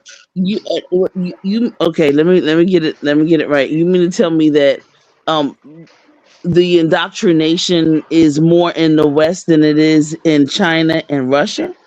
Yes, and this might sound obscene for you, because yes, we are always told, and with what you call it, say, with fine and perfect grounds for saying that these people are withhold information of all sorts of things. It's true. But That what people? These people who have been withhold information. Well, you can say if you look to Iran or you look to Russia, you look to China, Well, yeah, there are a lot of restrictions on free speech. Exactly. Yes, so There's a lot of yes, but you have the counter, you have the other side where an abundance of information and everything's pulling at the same time. You will no longer know what's true and what is false. That's the other side. So there's no actual balance right now. but And that's a problem.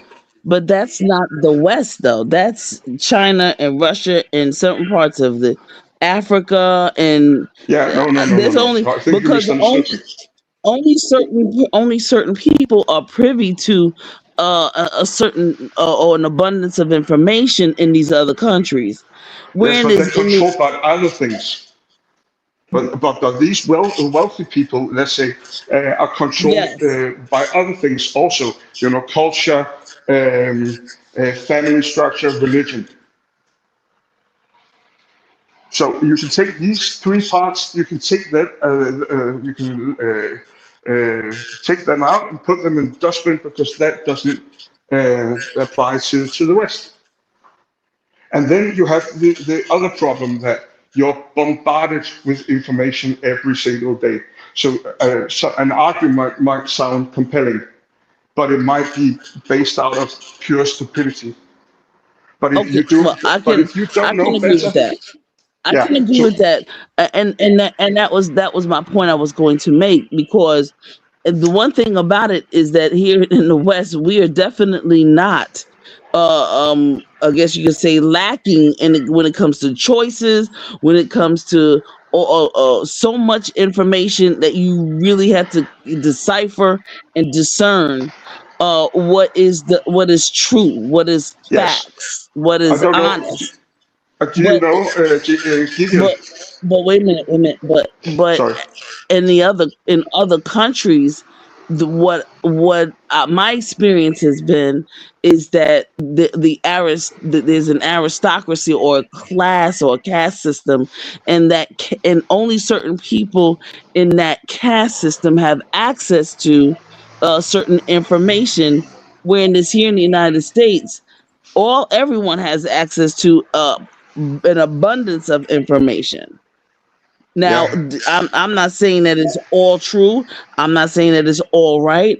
I think that unfortunately, sometimes things are thrown out, and you have to put it in the proper context, so that in the proper intent. So we have content, context, and intent that we have to decipher or go through here in the United States.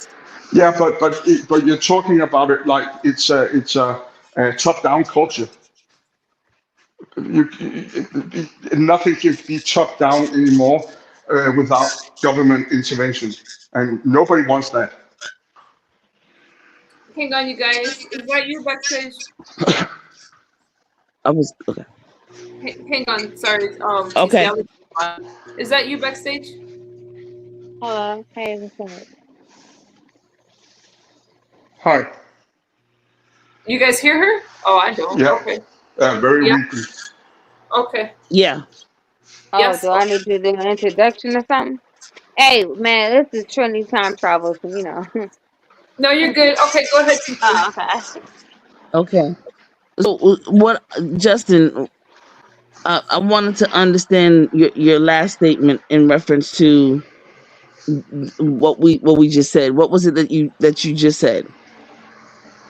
Well, I said that there was an abundance of information in the West, but the ability to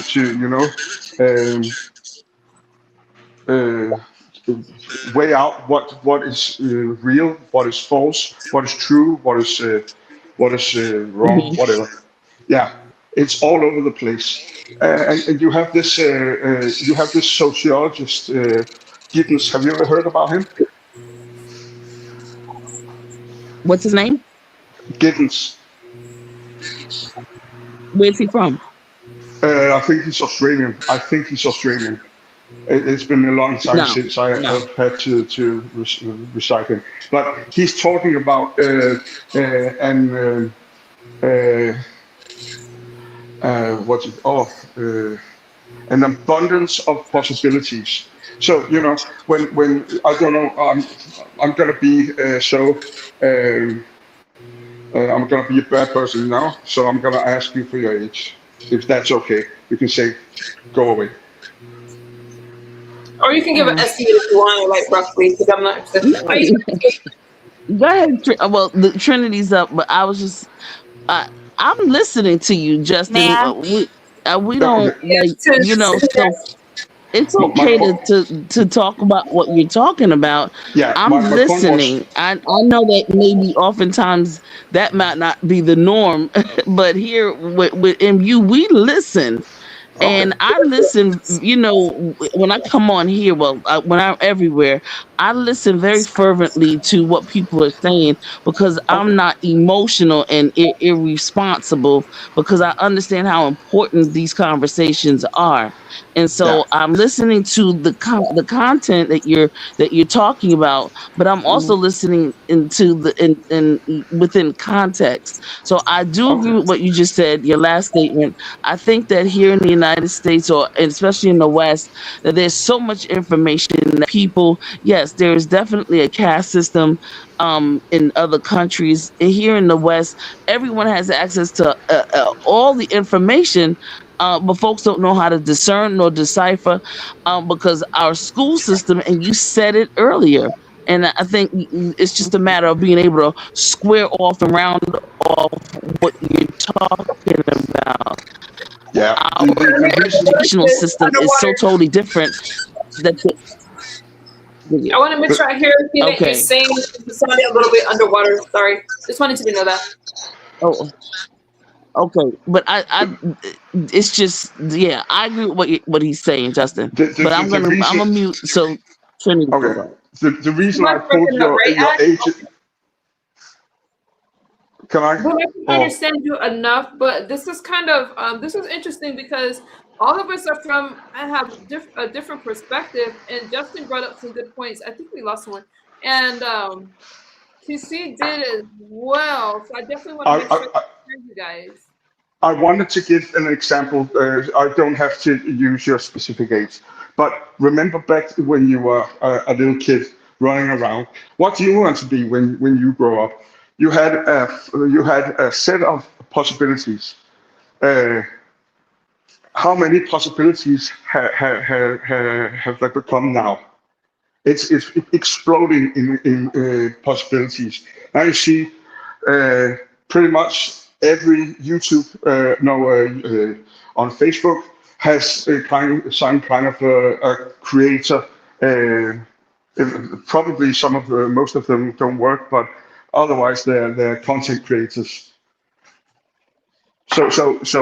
The possibilities have exploded, and people have to make choices in a world where they're not actually being taught how to think critically and make those choices.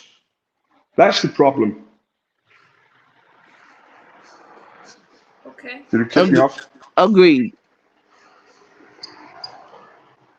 Let me That was why I used Giddens and the abundance of possibilities.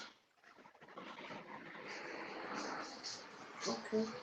Instead of Bob, who said, who promoted that. Well, mom and dad have a son. Son will follow the lineage of the father, and that's not what we're seeing anymore. Well, yeah. Now that is definitely gone because we understand that women are smarter than men. We See, and got that. see that's why they were overlapping when I was studying this, because you could see, yeah, well, in a little country as Denmark, yeah, well, you see some of the lineage, but mostly you're going to see abundance of possibilities, and it just went up in haste. So you have a lot of young people out in the world who don't know what to do, who have no allegiance, who are left on their own with their own mind, and haven't ever been taught how to think. And this is exactly what the Russians, they did to us. Well, the Russians are that way themselves. They don't know how to think either. That not and not all of them. It's only a very small percentage of them who are in But, positions of power to even think for themselves, to but even that's, know what's. Because when I went to Georgia, it was disgraceful. They are yeah, but, totally in the dark ages.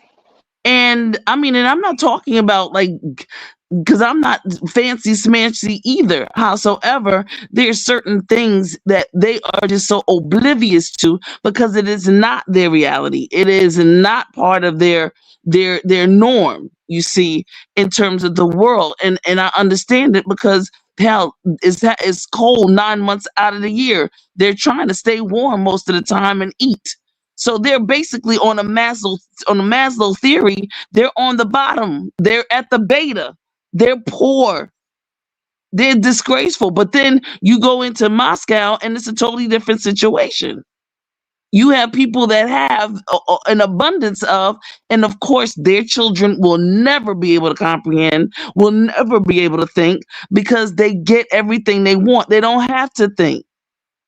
Okay, I'm not happy with TC. I don't. Yeah, Trinity took off, but I don't remember Trinity really doing politics. Maybe she didn't like the subject. I don't know. I think that TC was getting it in. I hear what you guys are saying. I'm gonna say this. I hear both sides. I'm always going to put American interests first. And that's for any policy. You guys talked about BRICS. I'm like, no, BRICS is not take. Oh, Justin's coming back. Okay. I thought TC done ran him off. I'm always going to put America first. You guys talked about education. You guys do a lot out there. I think that a lot of people, when you're asking these questions, and this is not against TC or Justin, I feel that it's really important to figure out why. Why did Donald Trump hold the funds? Why did Donald Trump do what he did? Especially when it's coming to what the topic was, Iran. Why did he bomb Iran? Okay, to protect American interests, our national security, our security, protecting our ally. We don't want Iran over there building nuclear weapons and things like that. But anyways, Iran, TC and Justin, go back to what you guys are saying. Or it could be for the activation of the great currency reset that should have happened about 20 years ago. Are you talking about with BRICS, or are you talking about what happened with Iran? BRICS wasn't even a thought. Actually, BRICS came about because the great currency reset had not occurred yet. Because of Iraq and because Bush, because Bush, well, they invaded Iraq at that time.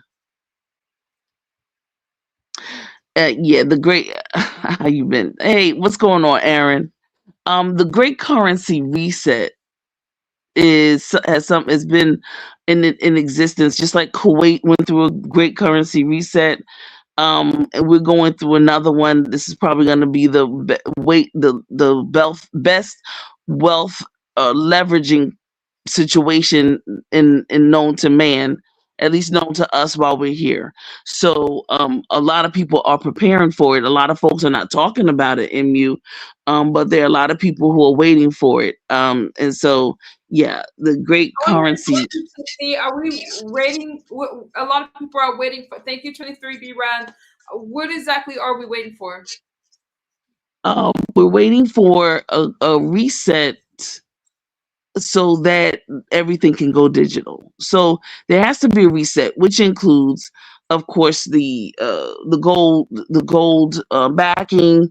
That the BRICS were going to, when the BRICS got together, they were going to speed up the global currency reset. But are you agreeing with the BRICS, or are you disagreeing with the BRICS?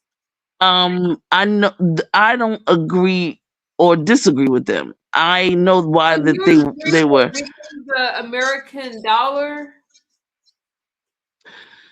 Everything is gonna be electronic. Everything is gonna be crypto. So all of these dollars, all of these different currencies are going to be in. Answering my question. Mhm. regardless if it's digital or not, do you agree with the de-dollarization of American currency? It's I want going to know. to de-dollar it, whatever, all currencies are going to de-currency But themselves all currencies eventually. have the same, sis. So BRICS, Hmm. that's one of their main goals, correct? Yeah, And I'm not they're arguing one of with their, yeah, you. definitely. Because they're trying to get this global currency reset. And So we so was Trump. Honestly. He's one of the biggest proponents of it. Mm. Devin says they've already proved that cryptocurrency is a failure. Why would they implement it? Yeah, cryptocurrency is a failure, definitely.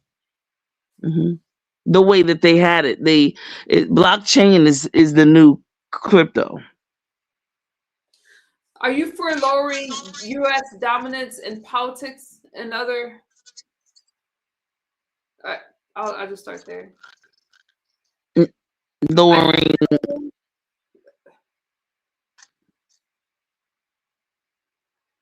I'm talking about global politics. Lowering America's interest, the U.S. interest in global politics.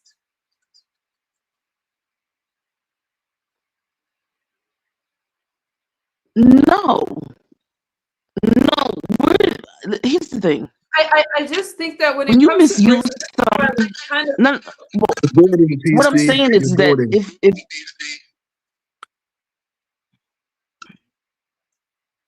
all right, let me go there and come back. Oh no, now you sound good. No, you sound fine. And I'm not arguing with. I'm not arguing with you guys. I'm only asking questions. Who are the BRICS? I just think that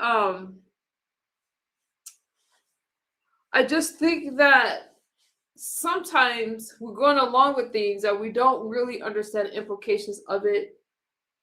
I don't want to lower America's dominance in anything. I don't want to see America attacked. I want to strengthen our national security, our allies. We have to have allies, you guys. Okay, our foreign affairs are important, and there's no way to exclude America from that. You're asking me what are the BRIC nations? Oh, hold on. Hang on. Brazil, Russia, India, China, South Africa. Oh, you guys already had it in the chat. Go ahead, TC. I'm sorry. Here's what I am for. Okay. I am for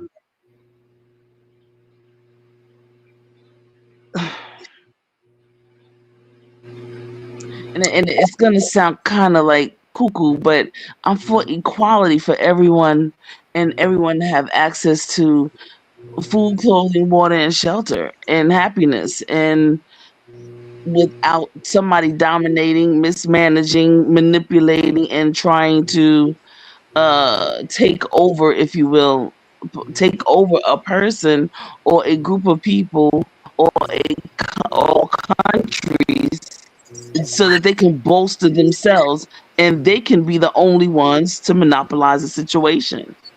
That I am not for. Do you feel Can we share the wealth?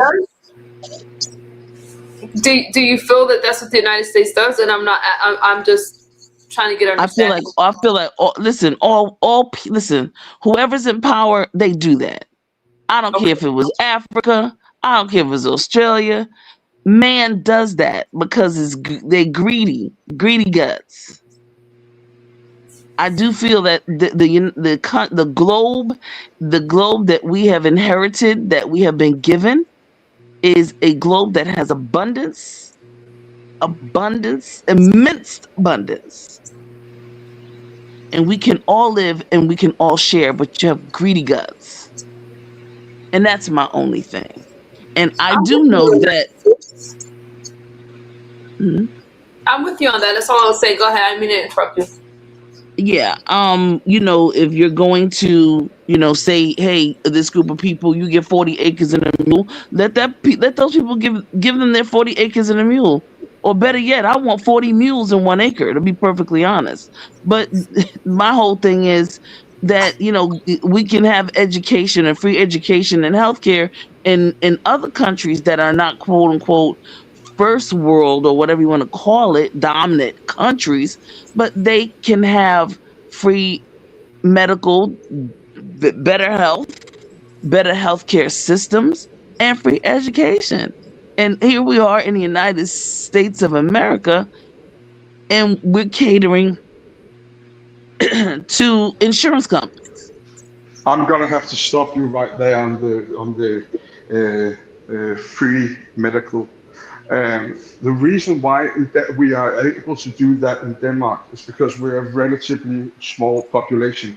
We're about 6.5 million total in population, and that makes us quite homogeneous. So we look alike, we think alike, we have the same values, we have the same traditions, but when you become a melting pot like the US is, you cannot in the same way just expect that we can pay into this and everybody's going to be happy with it. That's the problem. So you could try to do it on a state level maybe, or within a city range, but there are a lot of things that are not, people say like, we could just do that. Yeah, but could you really? Because my contention would be, no, it's not that easy. I was glad that you were up here to comment on that because I was about to, but even better from someone that's over there.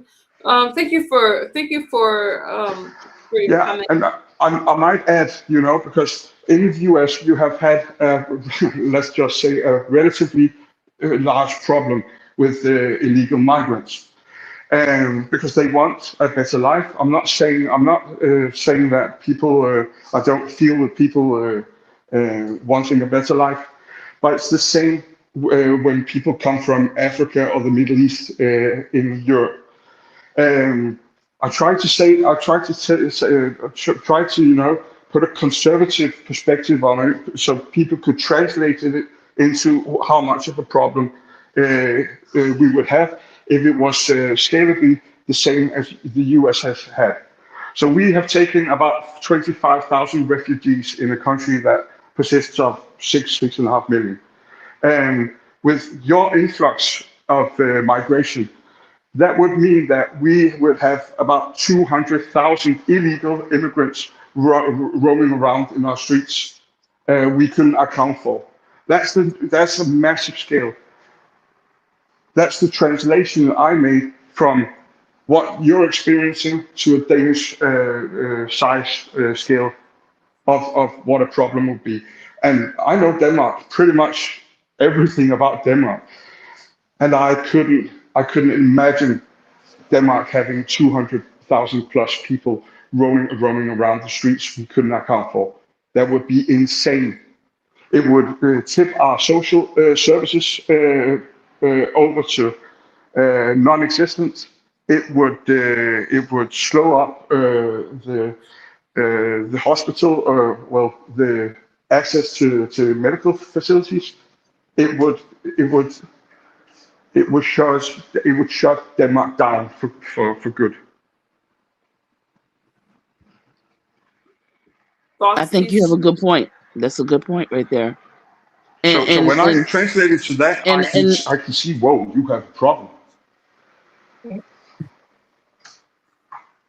Let me say this. Just recently, I had to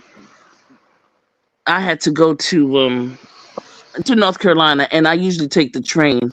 And what was very interesting, MU, Unc, and Justin, as I'm on, because I like to take the train because when you take the plane, you're just flying over stuff. You don't really see the land. But when you do the train, it's totally different. Yeah, free education isn't really free. That is true. I agree. However, what I did see that there was so much land. There's so much land that, number one, is being misused. I mean, not used enough. Number one. Okay. Number two, and especially in big cities, I see where people are just over on top of each other. I think that there's intention with all of that, and I think that because of that, when you start putting people on top of people on top of people on top of people, that creates another dynamic, another type of human, or another type of being, if you will, and it creates a whole lot of devastating problems. Am Which I of course creates jobs, which of course creates people to be able to have a pension and a retirement and all these other things. When it's different when you farm your own, and you farm and you have your own cattle and your own goats and your own chickens, and you create your own food because you're creating your own. You don't go to the store all the time. may And I stop you right there? Because this is interesting. What you said is completely interesting, because we have so much farmland up there. It's being misused, not used, or whatever. Well, then we have, the fantastic idea Europe came up with, climate. You see, this is Donald Trump is definitely taking a stance to this. Thank God. We're living with heightened, rising levels of energy costs in Denmark, just because we want to go, let's so-called it, green. So this is something that's going to penetrate you also at some point, because Donald Trump's not going to be there forever. He has 3 more years, and then you're going to have a new president, and hopefully you're not going to elect an idiot. But a president like Harris, she would have, gone full gung-ho on the green energy policies. So there's kind of a push and there's kind of a pull. And where do all these minds come from? They come from the universities, because they think in critical theory terms. So the only thing that they can process up in their heads is that you're a victim, and it's kind of a victim Olympics. If you're black and you're homosexual, well, you're more of a victim than if you're just black. And all these people, coming out from the university, well, some of them are going to go into teaching. They're gonna get young minds fixated on some of these things, because they cannot control anything. Well, maybe we can control this. This seems like on the surface level, a fine idea, to be concerned about the environment. But you just said it with your own words. There's an abundance. Okay. So these are the things that are gonna affect, unfortunately, a great scale the coming years. There's a whole lot of mentalities or beta mentalities that are actually going to have to just die. Unfortunately, we need new minds. We need new way of thinking about things with an understanding that there is an abundance, because that's what the word says. Damage. Here's what happens when you have groups of people on top of each other, on top of each other, on top of each other. And then, like Justin said, then you bring in over 250,000 quote unquote immigrants that are not when I say registered, not accounted for, and everything. You cause contention amongst the masses of people. And what happens is that people get mad and upset, and you're the reason, you're at fault, you're guilty, but the people who brought them in are the ones that are at fault and are to be looked at in terms of responsible. The other piece is all of these people that hire these people and bring them in to work for them for little or nothing, they should be the ones that ICE is looking for, just like everybody else that they're looking for. there's enough responsibility to go around. The unfortunate piece is that political propaganda is what it is. It only focuses on spinning the narrative in one direction and not another. Now, one thing I like about here is that we do hear a different sides to different things. And so I will say, MU, you have done an excellent job at at moderating that as a host and an owner of your platform, and you allow people to talk freely about various things or disagree and agree, and even the chat may agree and disagree with what we're saying, but people are respectful. So that, I must say, if we can have discourse like this and listen to each other, because I hear what Justin is saying. There's some parts of it I agree. There's some parts of it maybe I need to tweak myself on what I'm thinking, and look at things a little differently. And I think sometimes maybe he might be listening to you and listening to Unc, especially when it comes to the word. Unc brings in that Second Timothy, which is very, very, very, very important. And of course, you have some really dynamo people in the chat that make sure that certain topics and issues are kept to the forefront. So I just want to say that, because I'm getting ready to drop down, but I want to say I hear everybody, I understand, and Justin, I really appreciate having a conversation with you. MU, once again, you on a scale of 1 to 10, this was an 11. Yeah, Unc, I love you, Unc. I appreciate you, always, being that rock, that one that's here, and to the chat, thank you. Y'all just don't know. You guys, when I say you're smart, I know you're smart. What I'm saying is, I love it that you're engaging. That's what I mean. And I love it, you don't have, nobody's going to agree 100% with each other. Even married couples don't agree all the time. But at least we're respectful. You all have always been respectful to me. And I just want to say thank you. And yeah, I'm going to be listening, and these topics I'm going to be watching. I know you're going to be coming back to to your channel so we could talk some more. All right. I'm going to start, at first, because I started off, for those of you that don't know, and y'all see, I don't run these streams together. I do my verticals and I do my horizontals for different reasons. Over here, we can have these kind of conversations. I want to hear you, but because I switched my commentary midstream, so I wanted to find that audience, but you guys are my core. I want to have these conversations over here so we could talk about it. So I will come over here more. I will continue to listen to you guys, because I'm not about the right or the left. We all know I'm conservative, but I'm about truth and honesty, fairness, equality, and knowledge. Not listening to all the propaganda. It takes me a lot to do these live streams, because I have to listen to a lot of people's opinions and listen to these politicians and put it all together for you guys. So I will make a commitment to come over here more so we can have these conversations, so I can drop the link and we can all speak. This is our platform, so we can all have a voice. So yes, I will, TC. I will come over here more. Can I send it back to Iran? More, especially as I'm talking about Iran, as I'm talking about, we got midterms coming up. I definitely want to hear what the people are saying. So yes, TC, I will. If you guys want me to, I will absolutely come over here at least once a week and do these streams for you. Yeah, we do have midterms, but y'all have a good one. Have a good morning, y'all. Thank you, TC. You too. I appreciate All right, you. now. Peace Be out. blessed. Take care.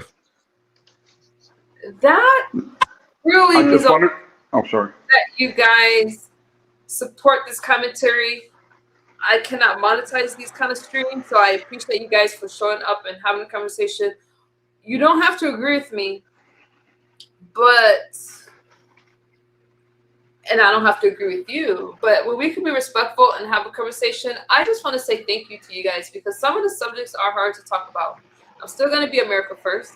I'm still going to support the commander-in-chief because I think that Donald Trump is doing a wonderful job.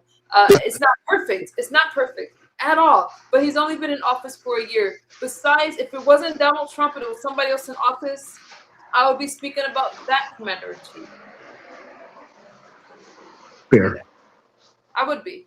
I spoke about Obama. But at that time, I wasn't covering politics. I was covering something else, and I would throw in politics in the middle. But because of everything that's happening in the country, I got tired of being silenced. I got tired of not being able to express myself because I'm conservative, and I got tired of getting kicked off of panels and all that. That's how we're here today. That's how we're here. So I say all that to say this. You're not going to get anywhere by not listening to people. If I don't have the answers, I'm going to stop. And you guys have seen me do this, and I'm going to research it. And if I have to come back later, I'm going to come back later. I'm not going to call you out your name. I'm not going to I pray I don't.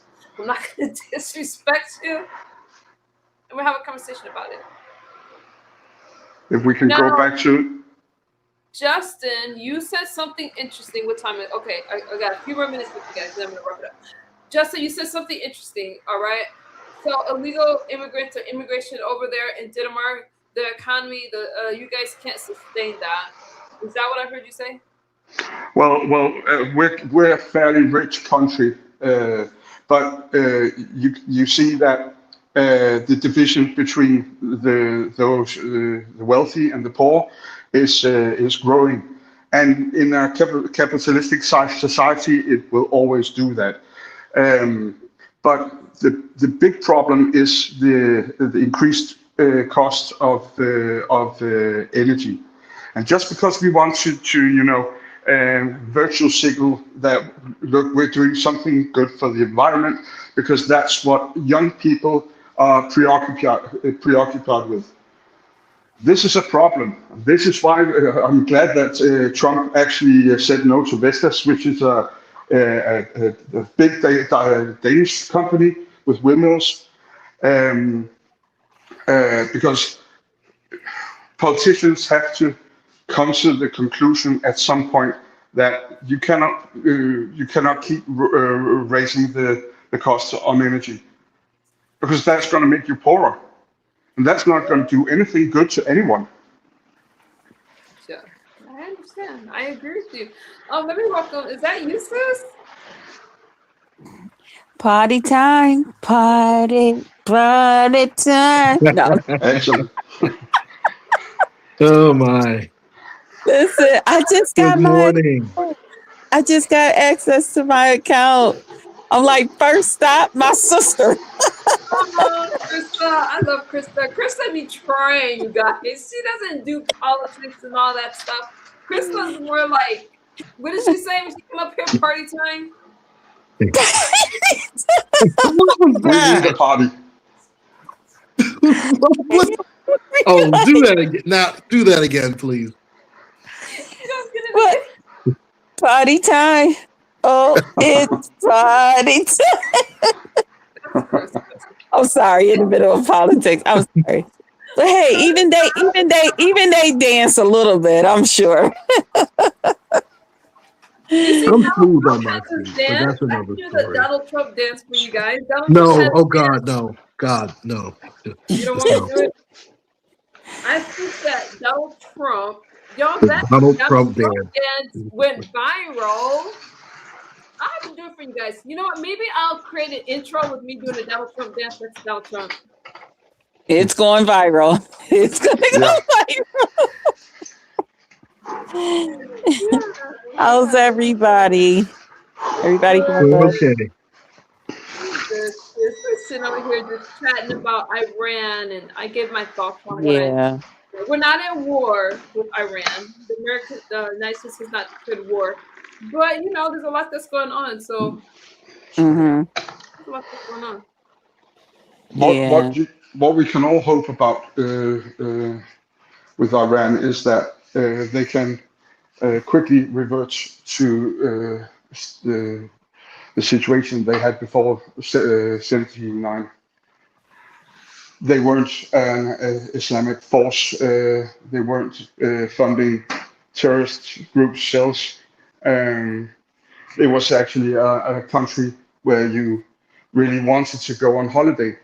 Really, it was like the epitome of vacation spots. Those Iran, and I don't think anybody with good conscience today can say that. Well, I'm going to Iran for my two-way holidays. Well, you got to remember what war is. War is the fight for land and sea. Come through, So, Krista. I'm sorry, I was surprised. oh Go well, ahead. you know, No, go I ahead. mean, as long as everybody keep that in mind, Go ahead, Krista. What do we need to keep in mind? Go ahead, sis. it's the fight for land and sea. And as long as everybody keep that in mind, you will always understand what is actually going on when they say war. Somebody wants something that the other one has. It's really never about the people. It's never about this, that, and the other thing. It's about whatever is going on. You So know, with those words, what do you think that the Israelis want from Iran? it's the fight for land and sea. The Israelis are not interested in occupying anything Well, with Iran. I think They when just she's saying racist. overall, I think she's speaking about war overall and at the end and overall, the big picture yeah, versus yeah. more so what country is fighting for what. She's telling us not to forget what wars are all about in the first place. Yeah. Okay. I don't want to It's put words in always my sister, but that's what that's always the initial reason for it, you know. And then all the other stuff falls up under that, you know. Well, I think about it's much it. more. When you think about it, though, she's not far off when she's speaking about, especially why the United States bombed over in Iran and what America's interests are. So she's not far off. Well, why do you think That's the that? first thing that they teach you in school. Like when they talk about war and everything, before they start talking about the politics of it, they teach you. Always remember, it's the fight for that. That's the initial thing. And then you get into all the other stuff because those are going to be the reasons once you get it, what you need to do to keep it and maintain it and, continue to rule over it, So is this the perspective people have on why the U.S. bombed Iran? Generally speaking, I'm not American, so I guess you must know much more about what people say. Well, yeah, it's I mean, they're not going to fight for it for nothing. It's something there for them, Well, if you take the U.S. bombing of Iran, the only reason that the U.S. when they bombed their nuclear facilities was exactly that Iran could not have under any other circumstances have access to nuclear weapons. Right. So this was not about gaining territory. They want control over that. They want to be able to control that for whatever the reason. Well, the reason is that Iran has declared death on Europe, on the United States, anything that has a Western So if ideology. they do that, right? And we got people over there and close to there and everything else. What would we be like to just sit there and just say, "Oh, okay, that's nothing." That's like someone coming and threatening you at your home. You're not going to sit there and just say, "Oh, okay," and act like it wasn't said or it wasn't did. No. But there were multiple of agreements made with Iran, and they still what do you call it? They didn't live up to any sort of way their commitments to these agreements. So they kept on pursuing nuclear energy. Well, actually, they were. If it was just nuclear energy, Iran wouldn't have these problems they're having. It's because they were pursuing the bomb. That's the problem. They were Well, they're making. not trusted. They're not going to be trusted after. It still is if you take it into a smaller term, if someone came and they told you that they were going to do something where you live, where you lay your head, you and your family, and then they say, well, you and that person made an agreement, and that person said, okay, well, I'm not going to do it now. If given a chance and an opportunity, it's up to you to make sure. Yeah, I'm going to make sure you don't. I'm going to either go to the police and let them know what you said and did, or I'm going to take care of it myself. That's So what's that's what happened the here. United States is doing. Yeah, they're taking Yeah, care of exactly. it. Make sure. Yes, and they should. They should. See, Right. what 'Cause we're counting on them to do that. yes, because the U.S. People don't like to hear this, but it's kind of the world police, and Yeah, I'm not good going because against my country for another country. what? I don't live in the other countries. I live in the No. U.S. Yeah, so you can say Yeah. you're safe. And Yeah, I'm sure they know something that I don't. That they have their reasons for what they're doing. they do, but they're religious. It's not like a logical outset where you talk about things. No, it's the extremes. So Iran has been since '79. They've been funding all sorts of extremism, and I'll bet you that Iran had some kind of role in 9/11. Yeah. Some kind of role they have played some. It might be a minuscule part, but they I think played a people role in need that.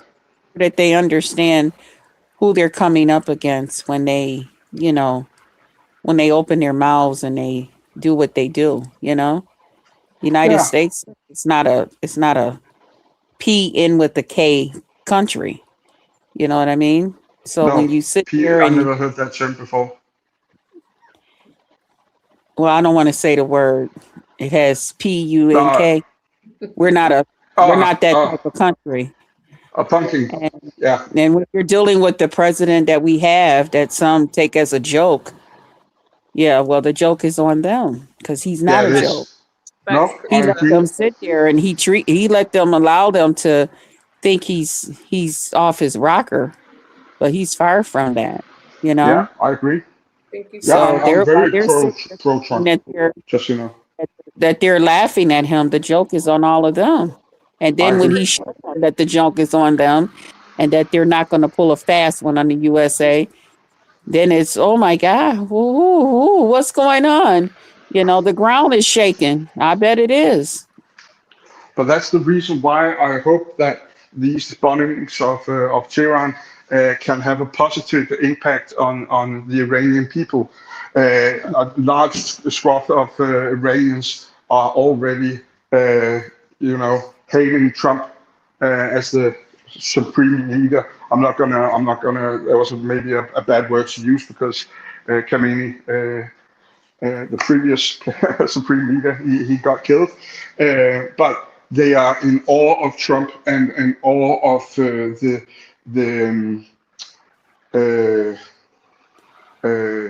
possibilities that the U.S. has given the uprising in Iran, because the Iranians are sick of and tired of this Islamic regime. Yeah.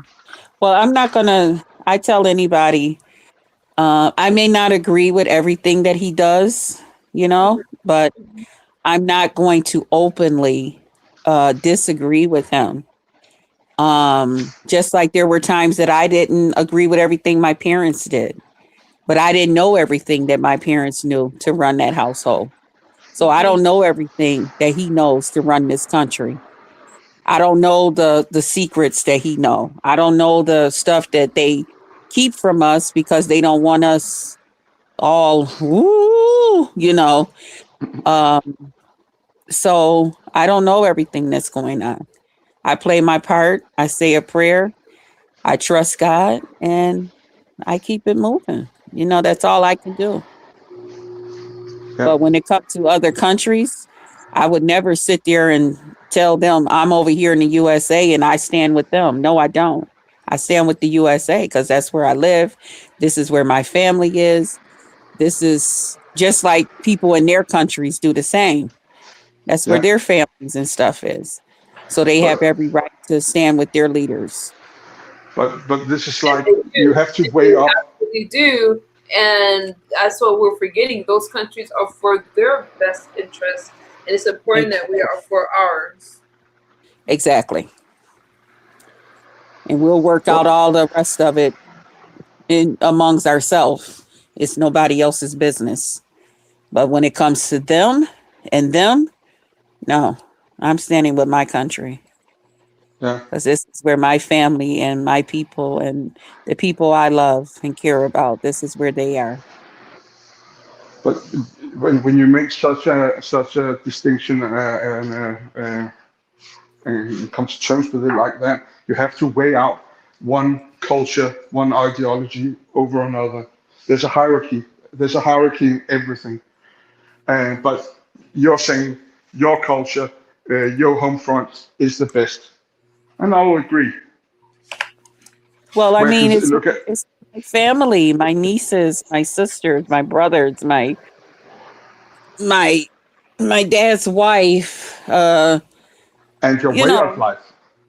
right, my way of life, right. Yeah, there you go. Exactly. That's the big conflict here. From let's just take the two extremes: an Islamic caliphate or republic, and to Western democracy based on capitalism. Um, Mhm. it's if you have to weigh one against the other, there can be only one positive outcome on this, and that's what social media and global connection is promoting. You know, a better global Right? cohesion. What? Nothing. Go ahead. I'm sorry. Mm. It takes time though, because many of these fundamentalist or very primitive thoughts or ideas of way of life, they're hard knocks. I don't know if that's the right way to say it, but they're so ingrained in places where the US or Western Europe have, you know, been skyrocketed out of that sphere. So you have to weigh up one thing is better than the other. So is the Islamic Republic better off not being and just going back to a place called Iran? I would say yes. It's not just good for Iran, it's good for the US, it's good for Europe, it's good for a multitude of places around the world. So one thing can be true different places. Well, okay.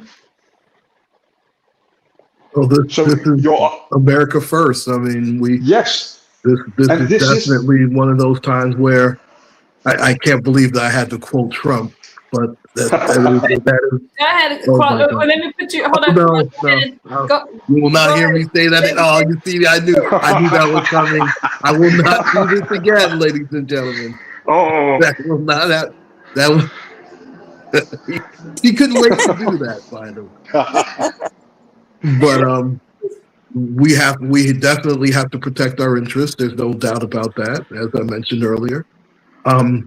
Nobody wants Iran to have those type of long range missiles. Now you could make a case that, and going back to what just Krista brought out about land and sea. Now you can make a case that the oil wells there, because they are an oil rich nation, if you want to make that case. And that's one of the benefits and one of the spoils of war, so to speak. If you want to make that case, that's fine. But the real premise is, of course, our national security. Yes, and still Iran had a lot of dealings with Venezuela, just so you know, on oil. Yes. Yeah. And if you notice, oil did go up because of the bombing. It did go up a little bit, but Yeah. that's, there's always going to be an ebb and flow when it comes to that. So Yes. Yes, and I think Trump he said it very well in his when he was on honestly he was on his campaign. oh, you heard me, Damage Inc. You just want to be smart. I'm No, going to be but- listening You in, don't but I'm get going to the get second off one. You in heard here. it once. That's I'm going to it. be listening All in, good. but I don't have much of a charge. And as I long as do I'm up wanna- here, it's going down. Oh, you're Uh-huh. Krista. I enjoyed you so much on the subject. You made me so happy, sis. Thank you. I love you so much. You're welcome. I'm still listening, boo. Got you. Love you. Okay. All right. Thank you. Nice talking with you guys as well. You too. Okay. Oh, just My Krista. friend. Oh yeah, this Friday, baby, just Krista. I believe this Friday is good. But Oh, okay. remember what we spoke on? Her phone just died. Okay, they're doing some show. I'll have to keep you guys posted on that. They're not, she doesn't do political commentary at all, but they're doing a fun live stream, her and Claude. I support Krista, that's my sis. I support Claude. If you guys want me to share that on my community wall, I got you. Now, I started laughing with my sis because we speak about everything but politics. So she made me laugh that she joined this conversation, but she made me extremely happy. So Claude, back to you and Trump.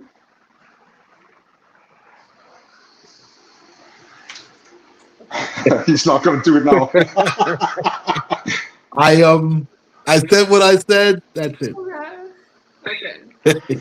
Nice try. But Nice it's try. funny because world peace is kind of it clings to the U.S. name. It really does, and it kind of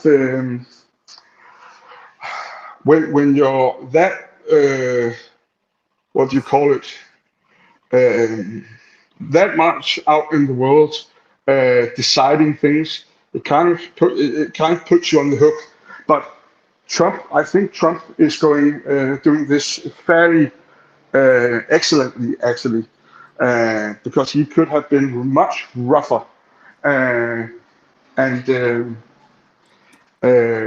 Yeah, but back to Iran, Iran will be if Trump, the U.S., the coalition can have an impact and making Iran not a Islamic Republic, you will see a complete change of the Middle East. I bet you. The Abraham Accords Trump did in his first term was insanely important, and I really cannot see. Claude, you might disagree with me on this, but he should have had the Nobel Peace Prize for that. That alone, he should have the Nobel Peace Prize. Head is big enough. No thanks. Yeah. What?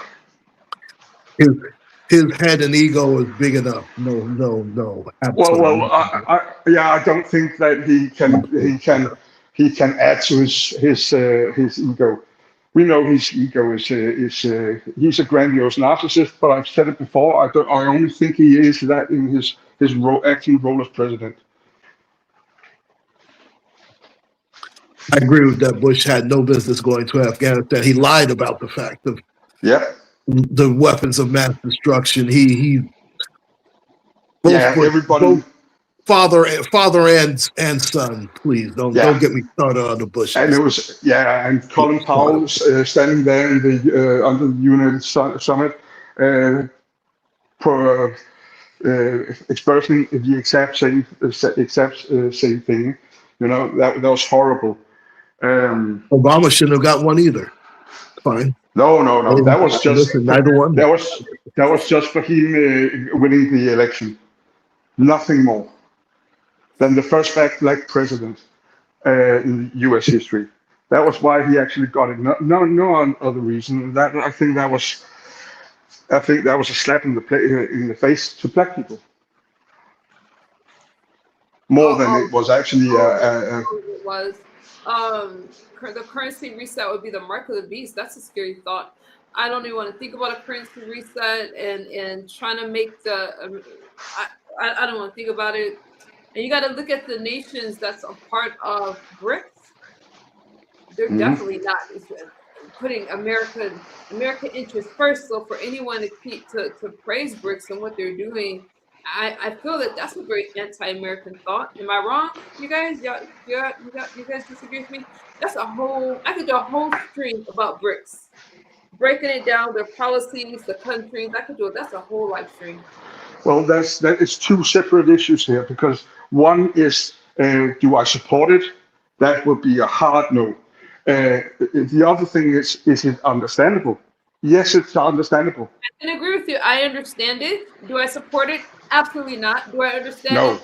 Absolutely. And I do understand it. So Yeah. that the reason why I said that's a whole different stream is because I have to look at each country's history and interest with the United States. That's why I haven't done that stream. It's just a stream in itself.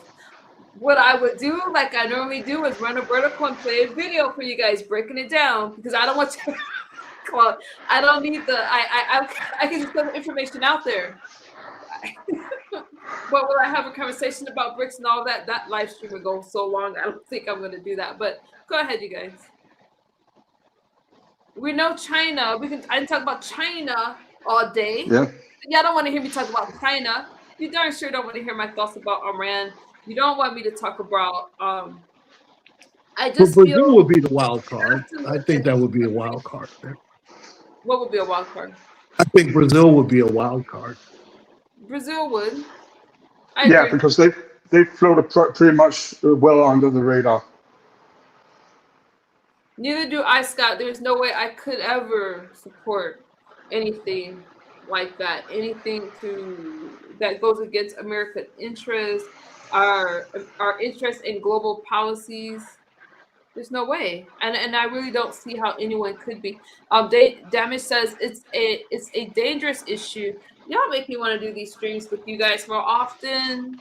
You guys, it's a dangerous issue because it would be appealing to most because of the struggle. Well, that's the problem with these kind of structures plans, is that the Russia, especially China, but with a lot of help from Russia, they want to tear down the power as is. But I'm pretty sure if they did that, they would not know who was to reign supreme, because how influential is China, how influential is Russia, India, South Africa, and so on. You guys, Because- I'm sorry, Justin. No, it's constant power struggle. So if you tear down the pretty unipolarity in the world, where the US is the dominant party, when you tear that down, there will be a power vacuum. So what will this vacuum be in place for future world order? And I don't think that they have necessarily even begin to think about this more than they're tired of the US putting all kinds of regulations on China, Russia, whatever, if they don't act accordingly as to what we in the Western world would see fit. The moment America lets up on its policies, especially its foreign affairs, we make ourselves vulnerable to other countries that want to attack us, that do not like our values, they don't like Western civilization. So again, we do a whole stream on that. But to wrap it up, to say this, you guys, because I'm gonna follow this. Of course, I'm gonna follow what's happening in Iran. And I'm going to say this again. The United States did what the United States needed to do. And when we think about our conflicts and why the United States responded to Iran the way that it did, you will see that it's not just about protecting Israeli interests, which aligns with the United States.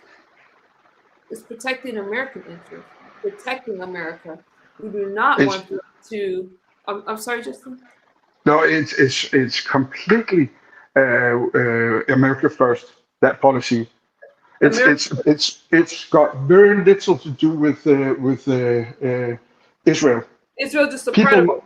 The it's strikes just a part of it. The strikes are a response to Iranian actions against the United States, you guys. Hang on. I don't want to miss my point with you guys. I gotta bring out my big tail book with you guys. Because I don't want you guys to forget that. It's against the Iranian actions against the United States. Okay?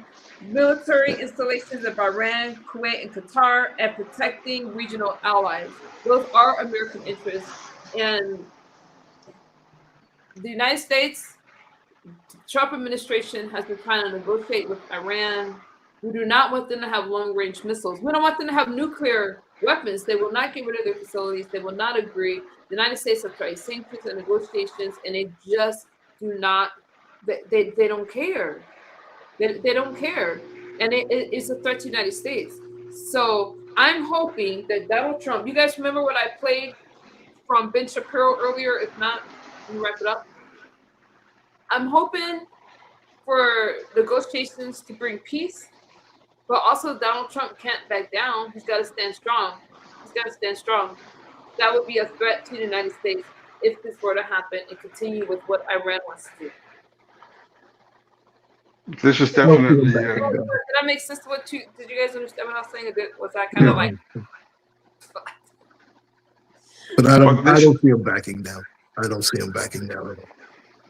Well, he's not going to back down. We know that.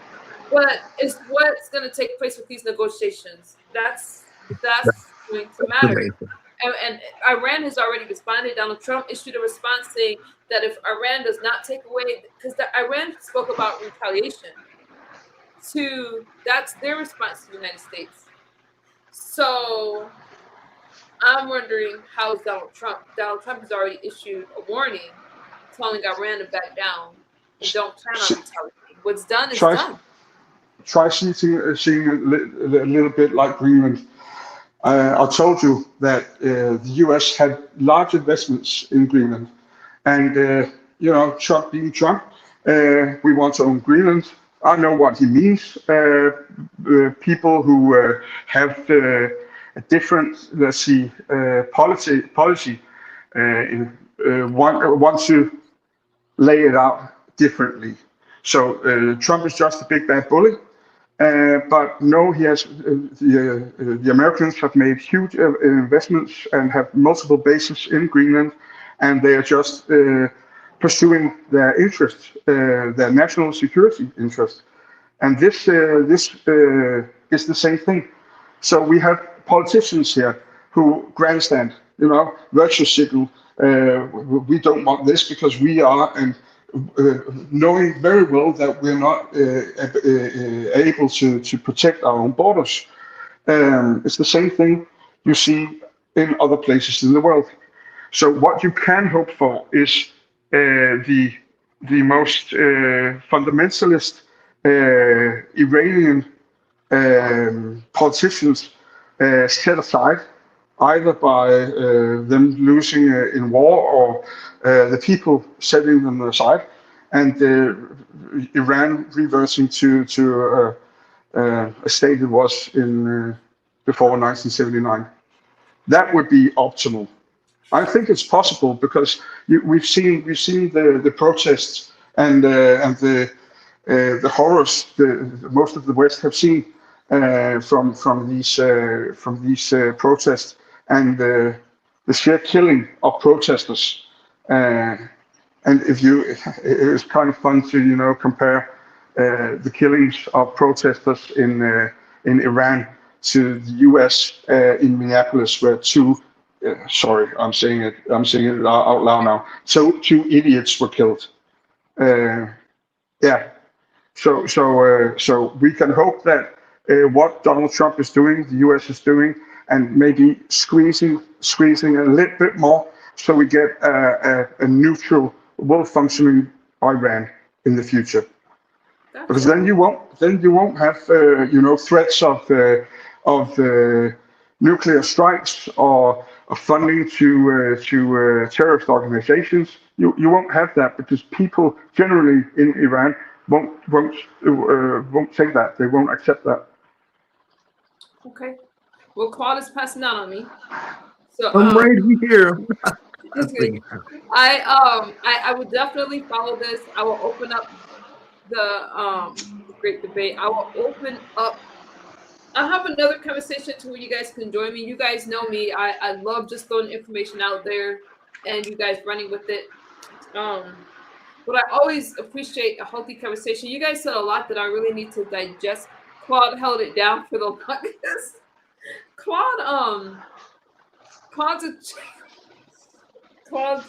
That smile, Claude. That smile. It's just so. Yeah. Whenever I get on here and I see you're actually on and vivid, well, that smile, Claude, it makes my day. It makes sense too. Mm-hmm. Oh, But we've had a thank you very much. long-standing conflict with Iran. Okay, since the Iranian Revolution, this isn't going to go anywhere. It's not going to get better. And even if they come up with peaceful negotiations, I don't think they're going to drop their stance on their nuclear policies anytime soon. And we'll be revisiting this again. United States bombed them. We can't take that back. Their leader is gone. I don't know who's going to take over in a regime. I don't know who's going to rise up next. I don't know. I'm going to be watching like the rest of you, and we'll talk about it. We'll talk about it like we've been doing. So anyways, you guys, I thoroughly enjoyed this conversation with you guys. And yeah, I know I'm about to run a video right now. So you guys have any final thoughts before I wrap it up? Thank you guys for hanging out with me. I appreciate you guys. Thank you, members. I always love it. And Justin, Thanks for having me. Justin from Denmark. Yeah. I really appreciated your point of view. You come from another place, and I love to hear how you guys see what's happening in the United States, your thoughts on it, and also what's happening in your own country. Denmark is, I hope that when I cover Greenland, you'll come back up. Yeah, definitely. Talk about it. We'll talk about it. You're always welcome. Yeah, but you have to remember when it comes to Greenland, and just because we're the affected part, it's within this political vacuum. Very little that's been said is true. And this is the problem, because I remember last time we had Uncle Claude. I don't know if you were one of those, or it was Dr. Manhattan, but there were a couple that kept excusing that the U.S. Did he go out or no? Oh, there you go. I don't know. I thought that might. Yeah, I heard wow, it just went out. I don't know what happened right now, but Casino, no, he really, I was hoping to have a conversation with him, but he really been getting under my skin these last few days, but I won't go into detail about that, but I feel There that goes Carcino again. I don't know what happened to your sound, but I am not going to get into it tonight. I feel that some of you in your comments goes against American interests, but you're still allowed to say it. You're allowed to say it. I love to hear you loud and wrong, and that's okay. Loud and wrong. Yeah, it's okay. Anyways, Claude, I appreciate you. I'm gonna rush it. Turn him off. I probably won't get to my video tonight. Turned him off. Wow. I get goofy. I can't speak. That's a good It's one. always welcome, but I disagree with that brother. I disagree with him. But I have a doctor's appointment in about 4.5 hours. I'm gonna let y'all go. I need to do a vertical. I pray you won't finish it because I went long over here. But Claude, wow. thank you. So thank you. It's always a pleasure.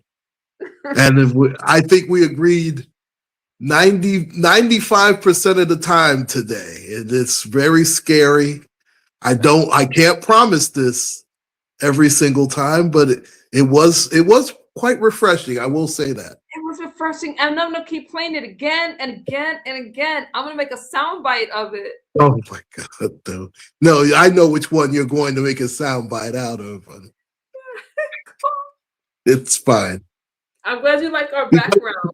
I thought about you being in New York, and I thought this would be perfect. Could you come on? You like Because that? it's you, it's fine. How about that? Because it's you, it's fine. Thank you for coming up. I appreciate it. Take care, my love. Good night. Good night. You dang, every time I get big in front of you guys, y'all know what? When I'm tired, I get delirious. I felt like Kaiser, I don't know what happened. That's okay. You're always welcome. I don't know what happened. You fell off. I didn't kick you off. I'll never do that. Sanctuary cities do need to leave with ICE. Listen, let me tell you guys this. I'm praying for our country. You will call who a leader? I will call him a leader. What I miss? Catwalk, that was funny. If they are illegal aliens, they will be deported. They have to be. They have to be. Did you guys hear, before I go on, did you guys hear Justin when he talked about what would happen if their country had to take on 100,000 new citizens, or what illegal immigration would do? I don't even think they'll have that problem in Denmark, honestly. You're not going to just crash these other countries. It's a toll. It puts a toll on the country. Donald Trump is doing what Donald Trump was elected to do. Donald Trump did what he needed to do in Iran. If Donald Trump is going to continue to do what the American people put him in office to do, continue to put America first, whether you agree with Donald Trump or not, how can you not agree on policies that's to strengthen the United States? Which illegal immigration, we already know. I showed you guys a clip of Obama earlier. I laid it out, and there was no riots. And Obama deported more illegal immigrants than Donald Trump. Obama hired Tom Homan. I'm getting tired, so I had to wrap this up. And there was no riots, there was nothing. So that lets me know that because it's Donald Trump, because Donald Trump is doing what's in America's best interest, fighting fraud, fighting these drug cartels, and putting things back in order for our safety, for our country, so we can protect our families, so we can have things over here and take care of our families. People just don't like it because it's Donald Trump. They don't have any other reasons. Under my community post, look under my community post. The people that were disagreeing had no reason to disagree other than it was Donald Trump. Somebody put in my chat that Donald Trump took an innocent person's life. I asked, who was the person? No names. So that tells me that there's a lot of ignorance and fear-mongering when it comes to the political right. Now, this is not about the right or the left. This is about what's the best thing for the United States. That's national security, okay? And protecting our interests and doing what's right by people, okay? Lock Trump up and save America. Lord, he knows I'm getting out of here. Lock Trump up and save America. That would make our country unstable. Donald Trump doesn't need to be locked up. The illegal immigrants need to be sent back. They need to stop sending drugs over to our country. I'm not saying it's all illegal immigrants. I'm not saying that, because we know.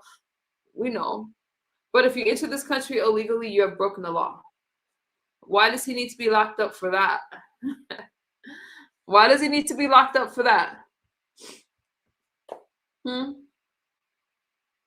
not understanding. War crimes. Let me get Carcino together real quick. What war crimes?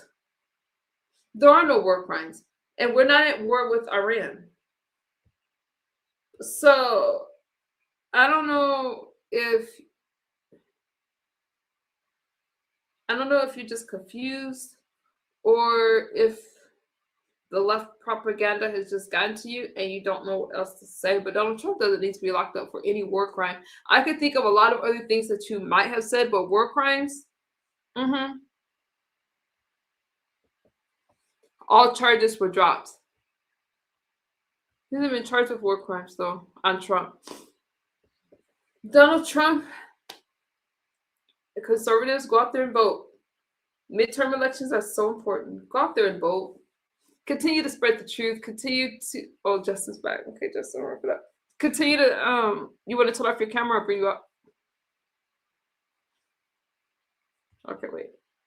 Do you want to turn your cameras on, Justin? There you go. Yeah, I swear. What time is it? Okay, we're not going over 3 minutes. 3 minutes. Oh my God, I'm tired. What's good, Justin? You know you have your name on here. You don't want to change your name to your so you don't have your actual name on here. It's too late now. I don't care.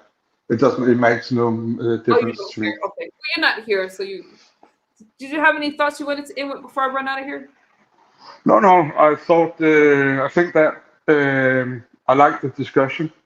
I like that it could, widen as much as it did, and I like that the fact that we were able to put it back to its offset.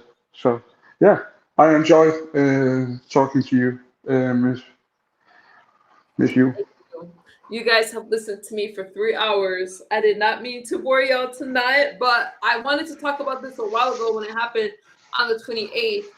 But I wanted to make sure I was well prepared for the conversation. I wanted to watch and see, and then bring it to you guys. So I do appreciate you for joining, Justin, and for your points of views.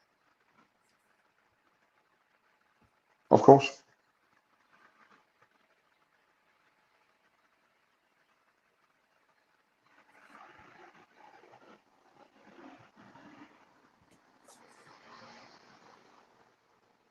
So I look forward to, as things develop, having more of these discussions. Claude, shut up. More of these discussions.